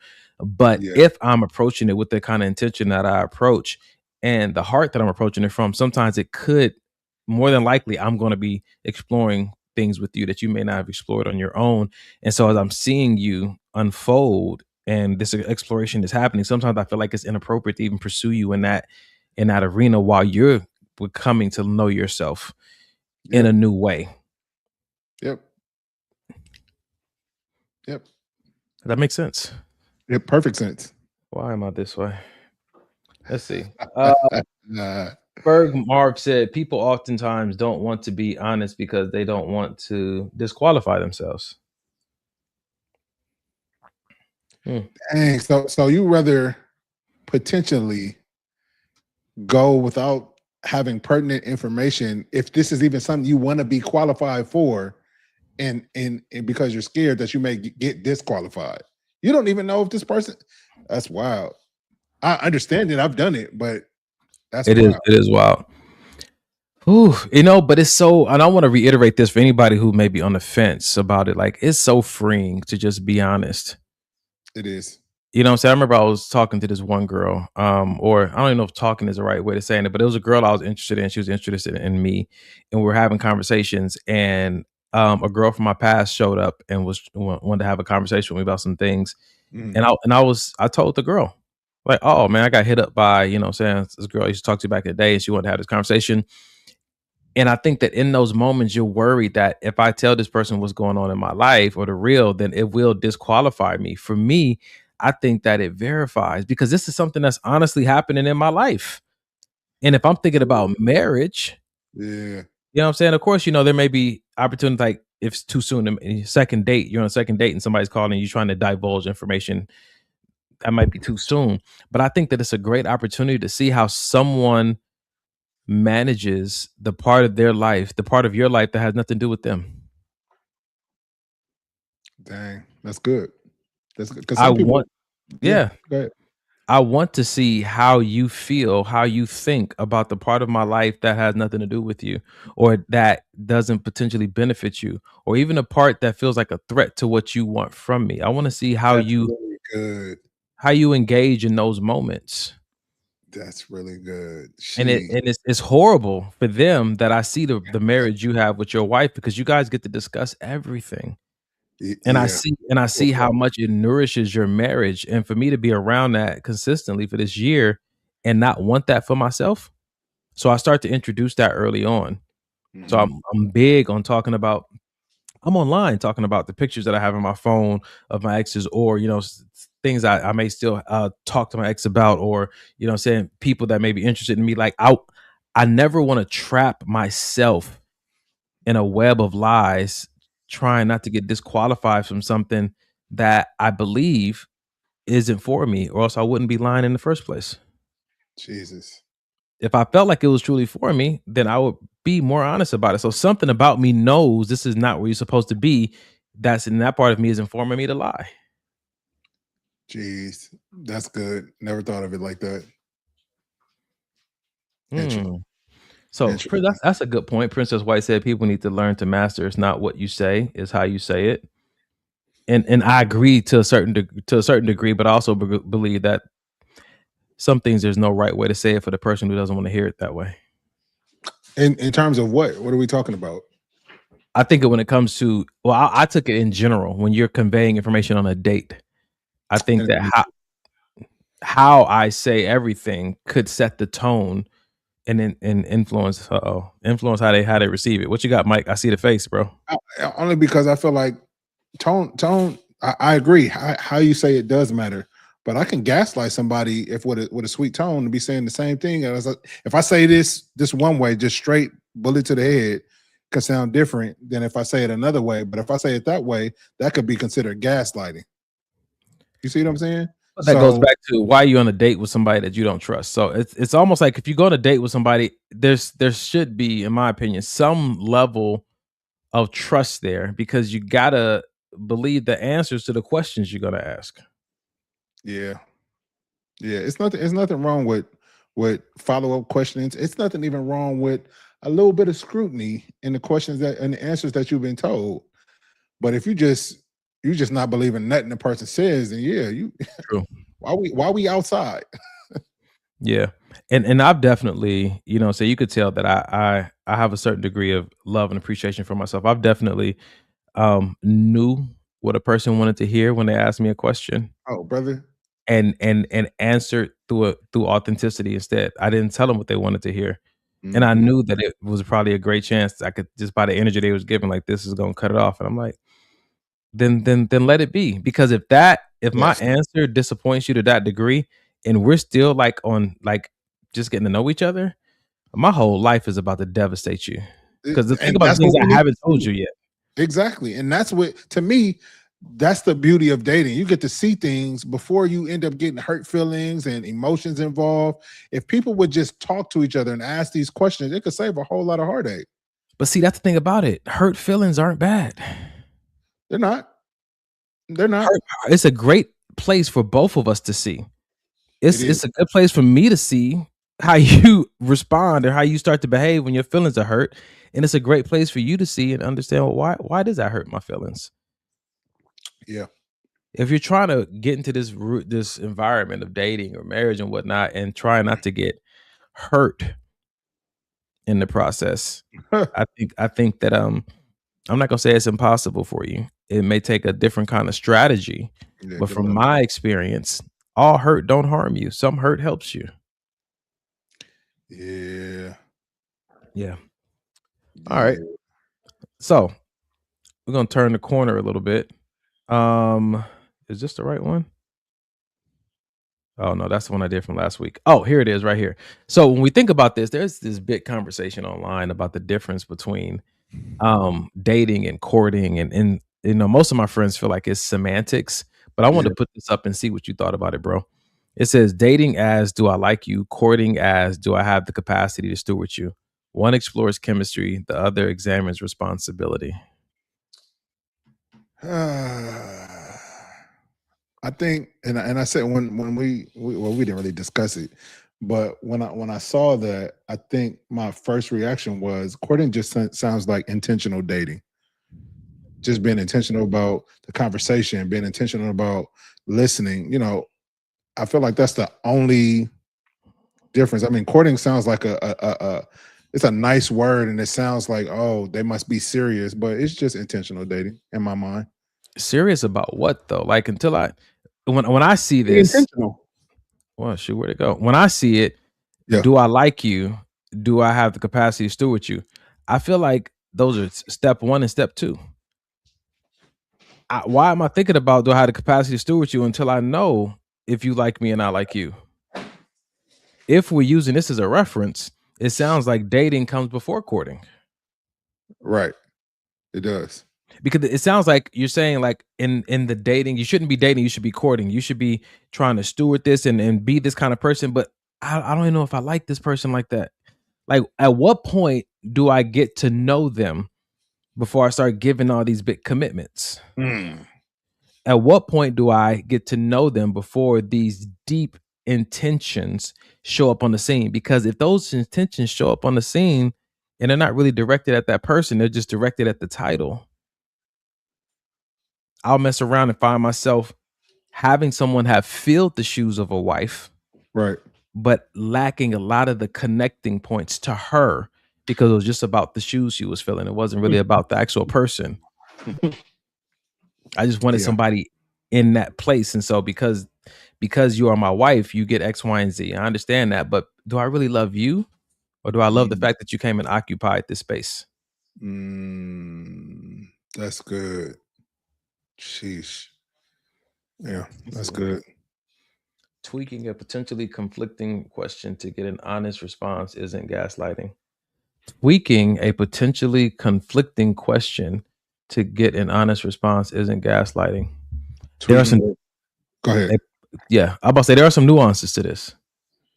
No, yeah, there is, but I'm talking about gaslighting. I'm talking about you can Straight say up. things one way, and I'm gonna tweak it to get the response that I know you want, Got it. as opposed to just telling you what it is, as opposed to what it's not. That's like somebody saying, are you dating anyone? And I say no, but I know I just had sex with 2 other women last night. But I don't tell you that part. I just say no to them. Are you dating? Because I'm not. So you should have asked the question With a whole that bunch you of people. But that's what I mean. That's what I mean. Yeah. I still told the truth, but I know what you wanted to know, but I didn't tell you that part. But I did. So what? Why don't you say? Do you want to know if I'm dealing with anybody? If I've been into do you try to help them with their question? It depends on if I'm trying to gaslight or not. If I am, then no. Yeah, depends on your intentions. And that's yeah. my point. Yeah, got you. Okay, that makes sense. McJellen said, "Put it up one more time." Why do I keep putting that one up? Yeah, there you go, McJellen. You can screenshot that. So courting is necessary. Ken said that shows you are interested. Dating is I don't want a relationship. I just want to lay down. Huh. What would you say you and Janae did? You guys date or court, or you just did whatever worked for you guys? We did whatever worked for us. I feel like it, in my opinion, the names and all of this shit is silly. It's just silly. Okay, well, don't give me a hard time because I told you I retired from being a boyfriend. I'm 45 years old. I said I'm not going to be no. Who has time? I don't understand what the benefit of it. I feel like it's like when you're at work and they give you a new title and it don't change. You don't get paid more. You don't get recognized more. You don't get a new key card to get into different rooms. It's so interesting about me and Janae's relationship. We never verbally talked about we're dating now. We never talked about, I don't even think we ever talked about we're together now. I feel like the conversation started with, I think I love you. I think I love you too. Am I right?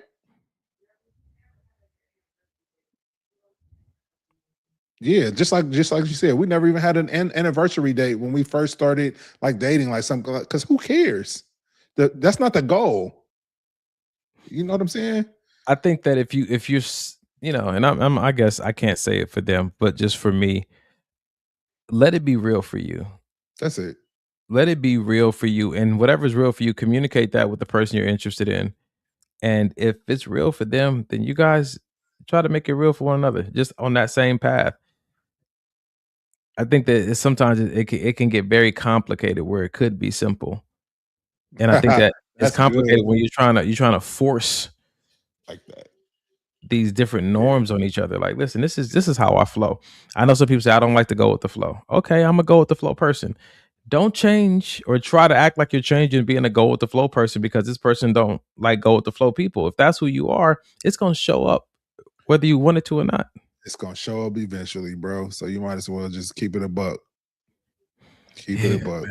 And I understand though. I don't understand, not to knock people that have, because I understand really wanting to do something different or really wanting to change or really wanting to be this way, and you may not be there yet. So I get that part. You know what I'm saying? I don't want to just sound like you said you was this way, but you really not type of thing. Because I get it.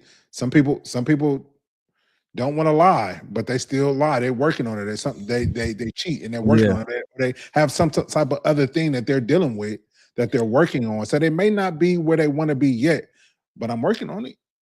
And I think that goes back to just a polite or friendly spirit when you are dating. Don't date anybody that you can't be kind to. So when they tell you something that you don't want to hear, instead of meeting that with judgment, you meet it with like, oh, okay, so you're more of a go with the flow person. Well, I'm not. Tell me more about how that's worked for you and why that seems to be where you've settled in, versus like, oh, well, I can't do that. Like that's worth talking about, because, and I'm only saying women because I'm a man who dated women. Women can be mean in that regard. Yeah. And I've never understood. Men can be mean too, but I'm talking about women. Like, I've never understood, like, we're out on a date trying to get to know each other. In my mind, there's no reason for me to be mean to you. I don't know you enough to want to be mean. You haven't done anything to me to make me want to be mean to you. So because you tell me this about your personality or even this about your past, now I feel like I need to treat you mean? That's wild to me. And we went on a date, like a first date. That is wild. It's crazy, but it happens though. A lot. So now you got me just revisiting different scenarios. that people have told me. Like, I'm a life coach, so I get a lot of, my clients telling me about their dating experience. And it is wild when you say it that way, how quick someone can go from interested to mean. Yeah. But again, that's something that you need to know. Or, well, in your pictures, I saw you drove a Ferrari and you had a big house, but yet you took me to the Cheesecake Factory. And you mad? We went out on a date. You thought because of what you saw that I was supposed to treat you to the Michelin star restaurant because of my finances, which don't have nothing to do with you on this first date. Which is why I think that maybe there's a prerequisite to dating. Maybe you guys just get to know each other, so someone can know what your standards are before they decide they want to date you. How do you know you want to date somebody you don't even know how they date, what their standards are? Maybe those questions come back up. Like, so if you were to date someone, what would that need to look like for you? That's good. Come on. Yeah. You know what I'm saying to you? But I like to watch how people do life in general, because people who have like this meanness to them, it doesn't just come out in dating. It comes out in other. You'll see it in other rooms too. When one of my mentors told me, he said, "You really, if you're interested in a woman, you really want to see how she acts when she doesn't get what she wants." Yep. And then on the flip side of that, the women, that you really want to see how a guy acts when you tell him no. Yep. Like, it's in these rooms. It's not just where everything's okay, because if you really trying to get to know this whole person, you really get some very necessary and essential information when you find out how they respond when they don't get what they want. That's usually when you get to see the other side of people who are putting up a representative. Yeah. Oh God. Don't talk about Cheesecake Factory again. You're right.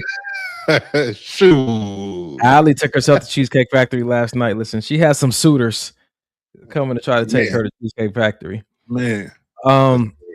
Let's do this, bro. For the last 15 minutes of the show, I had this video and I thought it'd be an interesting conversation to have. This one is really about women.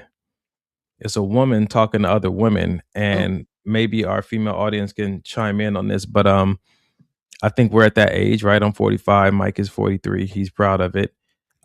Things, as you get older, certain things start happening, not just to your body, but to your self-esteem, to your self-perspective, your self-awareness. And a lot of times you're looking at, once you get to 30, you are looking at the consequences of what you did in your 20s.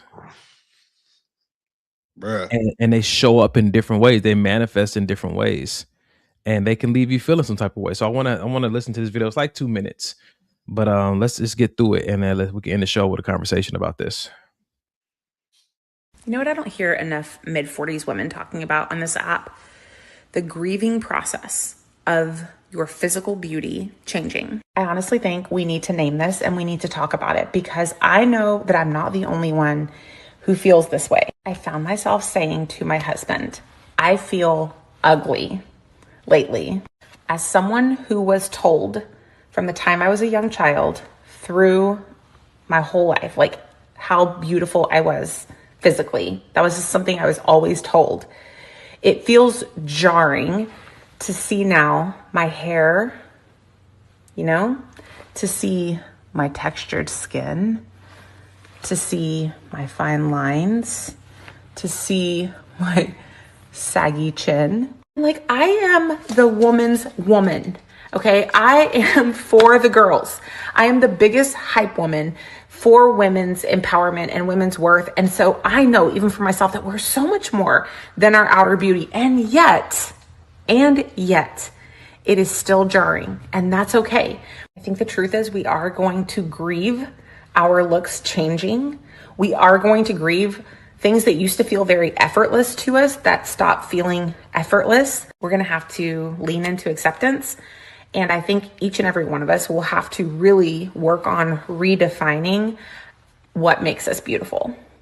No matter how much you already know that your outer looks aren't your worth, I feel positive that most women will go through this grief period that I'm talking about and really have to reclaim their beauty on a different level. My wonderful husband always reminds me that our 40s are our prime time. It's the optimal age because we are wiser than we've ever been, smarter than we've ever been, and we're still physically able to do most things in the world, and we can train our bodies still to do most things in the world. This is just a raw thought that I was having today as I didn't cover up my gray hair, and I caught a glimpse of myself in the mirror and kind of went through this process again that I've been feeling.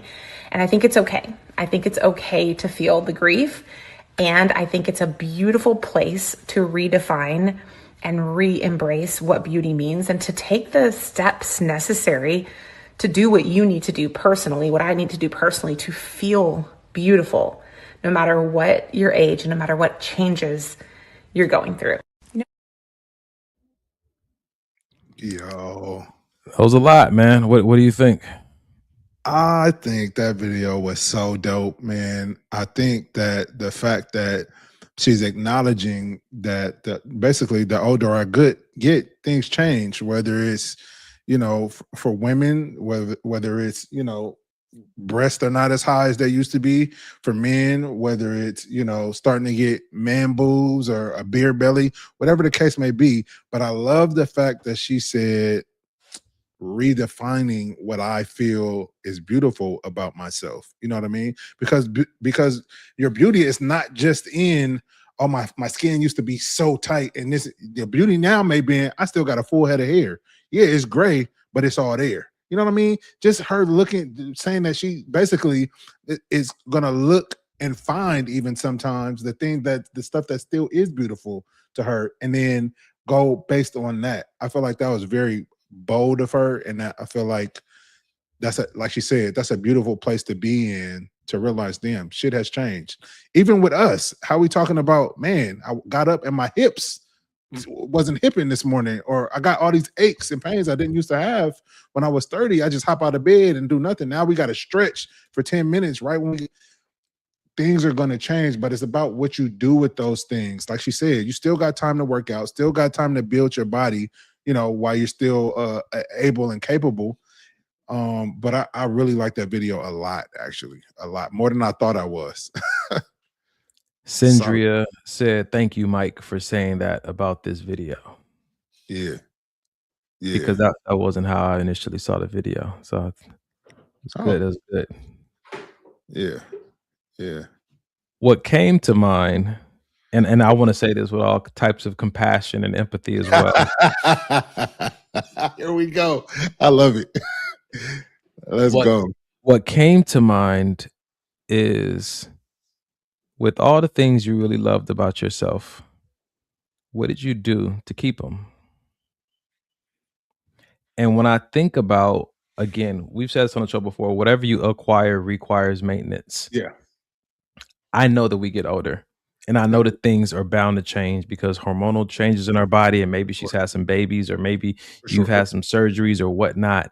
For sure. But I think that the extent to how much you change and how much youthfulness that you find beauty in remains with you, sometimes comes down to, what have you done with your vessel? Yes, I agree. How have you stewarded your body? You know what I'm saying to you? If you're telling me, oh man, I really missed my six pack, or I miss my agility.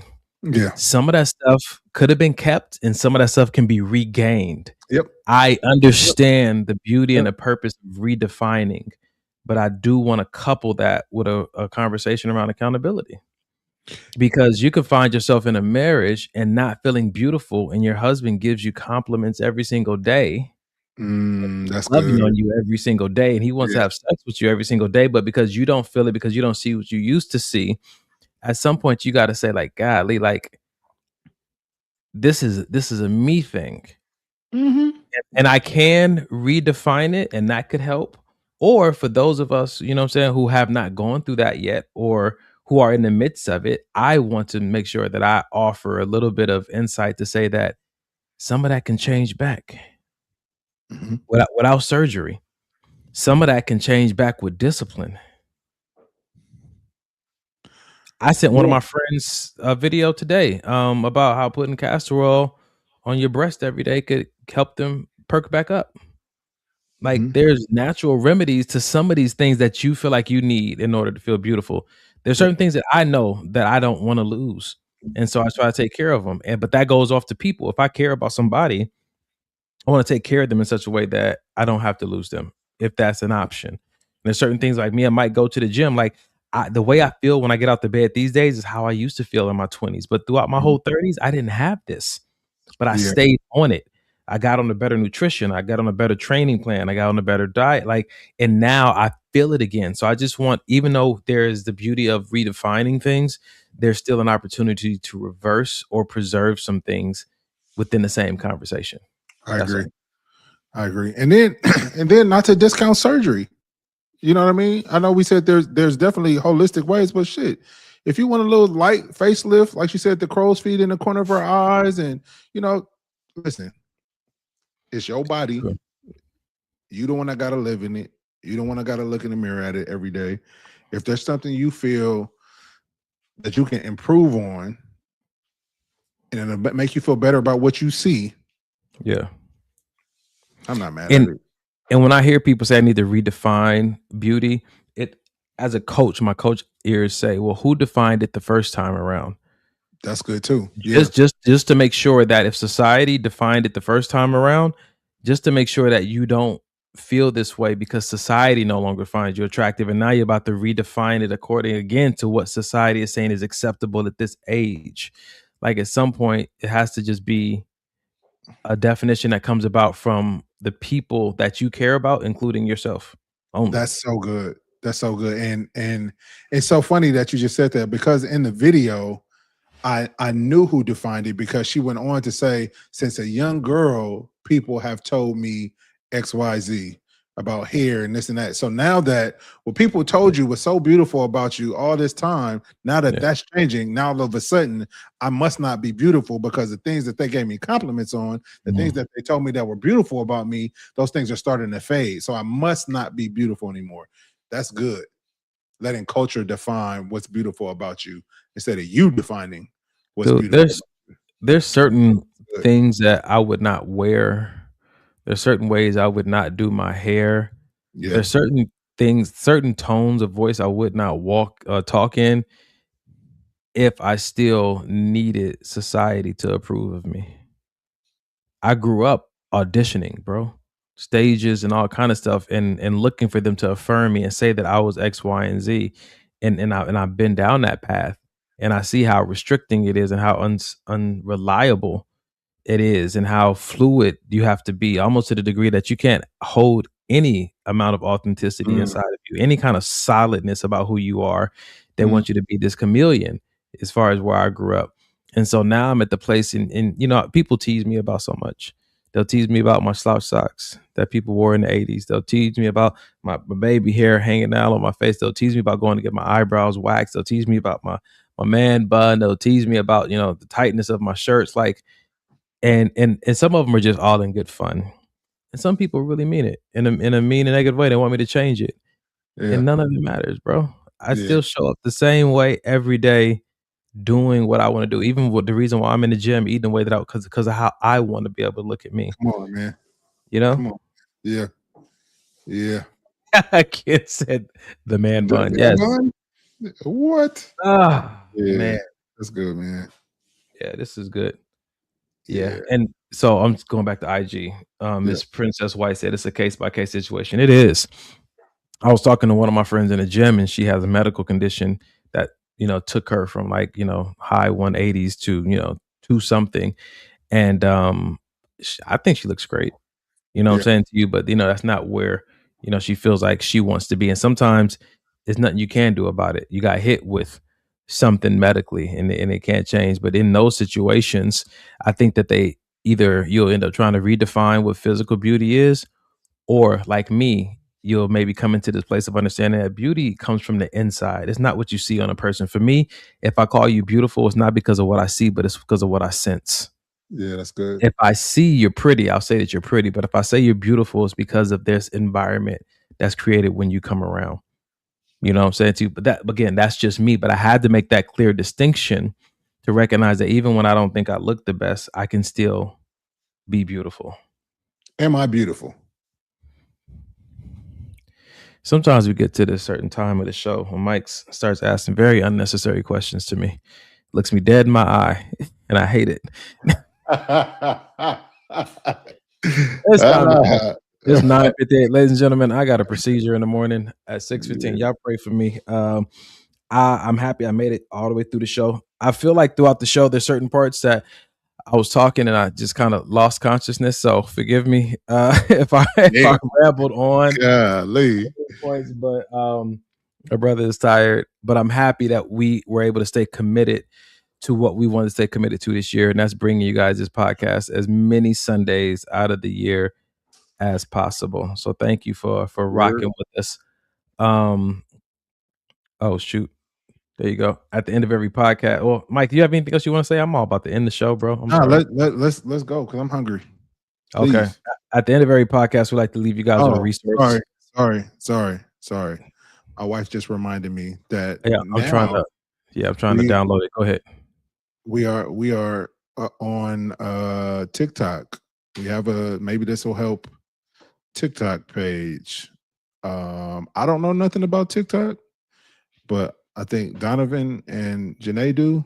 So we got a tickety top, and it's over there ticking and talking right now. So go, if you tick on our top, then it'll work for you. Don't touch my talk.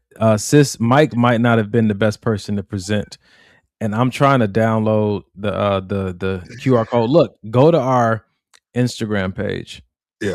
Maybe This Will Help the Podcast, Donovan D. Donnell, and I am Michael David. Yep. It's in our stories right now. You can click the QR code and go to our TikTok page. We're just trying to expand and reach more people, and an opportunity for us to make some more money over there too with these video clips that we're doing. So we appreciate you guys for rocking with us, and we'll have some more information about that for you next Sunday, some visuals for you. For sure. Speedy recovery for you, D. Miss Princess White, I appreciate you. Thank you for all your contribution tonight and for those well wishes. Ferguson Mars said you're both beautiful. Appreciate that. Appreciate that. Ali, listen, Ali is one of Janae's biggest advocates. She said, Mike, just have Janae come on camera. I know. Ask sis if she camera ready. Oh, I'm not. I'm scrubbing the floor. She's literally on all fours scrubbing the camera. Okay, scrub the ground. Scrub the ground. Because she's the prettiest ghetto person I've ever met in my life. She said, her response is, well, thank you. Jesus. Candace, thank you for the prayers. Yeah. Oh man. Can we get out of here, please? Because you like to thank individuals instead of our whole audience. Yeah, Ken came through tonight with all the good laughs and the good insight. It helps keep up the good work in a minute. Yeah, man. Appreciate you, bro. At the end of every podcast, we do like to leave you guys with a resource. 988 is a number you can call if you're having any kind of personal crisis. It could be suicidal thoughts. It could be self-harming ideations. It could be struggles in your relationship. It could just be how to reach a partner who's become distant, how to find beauty again in myself. Like, this is a great resource that can get you connected to resources and like therapy, like group counseling, like support groups, just even books and videos you can watch that may be able to help you develop in a certain area or heal in a certain area. So don't be ashamed to reach out. You can stay anonymous. They do follow up. We've had enough people go on that, call that number or go on the website and get connected and get the help they need. If you know someone who's struggling with something and you don't know how to necessarily help them, you can go on that number and ask them, hey, I have a nephew or a niece that's having suicidal thoughts. What's the best thing to do? What should I avoid doing? Yep. So, yeah, man, we appreciate you guys so much for rocking with us. You feel like praying, bro? Yeah. Father, as usual, we thank you for bringing us together, Lord. We thank you that the insight was given tonight, and those that heard, and those that may be rewatching next month, next year, that they will also receive the same good information that we received tonight, Lord. I want to lift up my brother, Donovan, tonight, that you make this procedure that he's going through tomorrow a positive one, no hiccups, no complications of any kind, and that so the results be in our favor, Lord, in Jesus' name. And we just thank you that as we go throughout this week, that you will keep your face in front of us and that you will help us to do the right thing, be in the right place at the right time, Lord.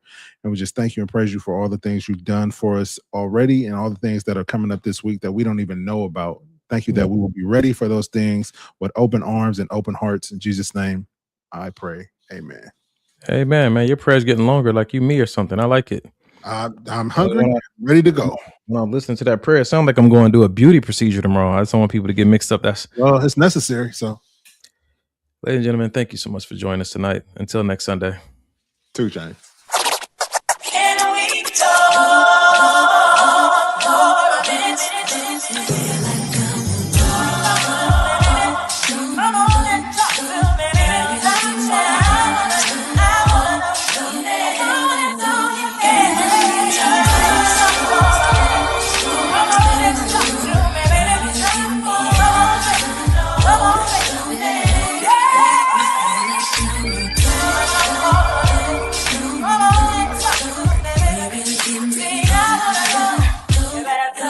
Come and talk to me. I really wanna meet you, girl. I really wanna know your name. Maybe this will help.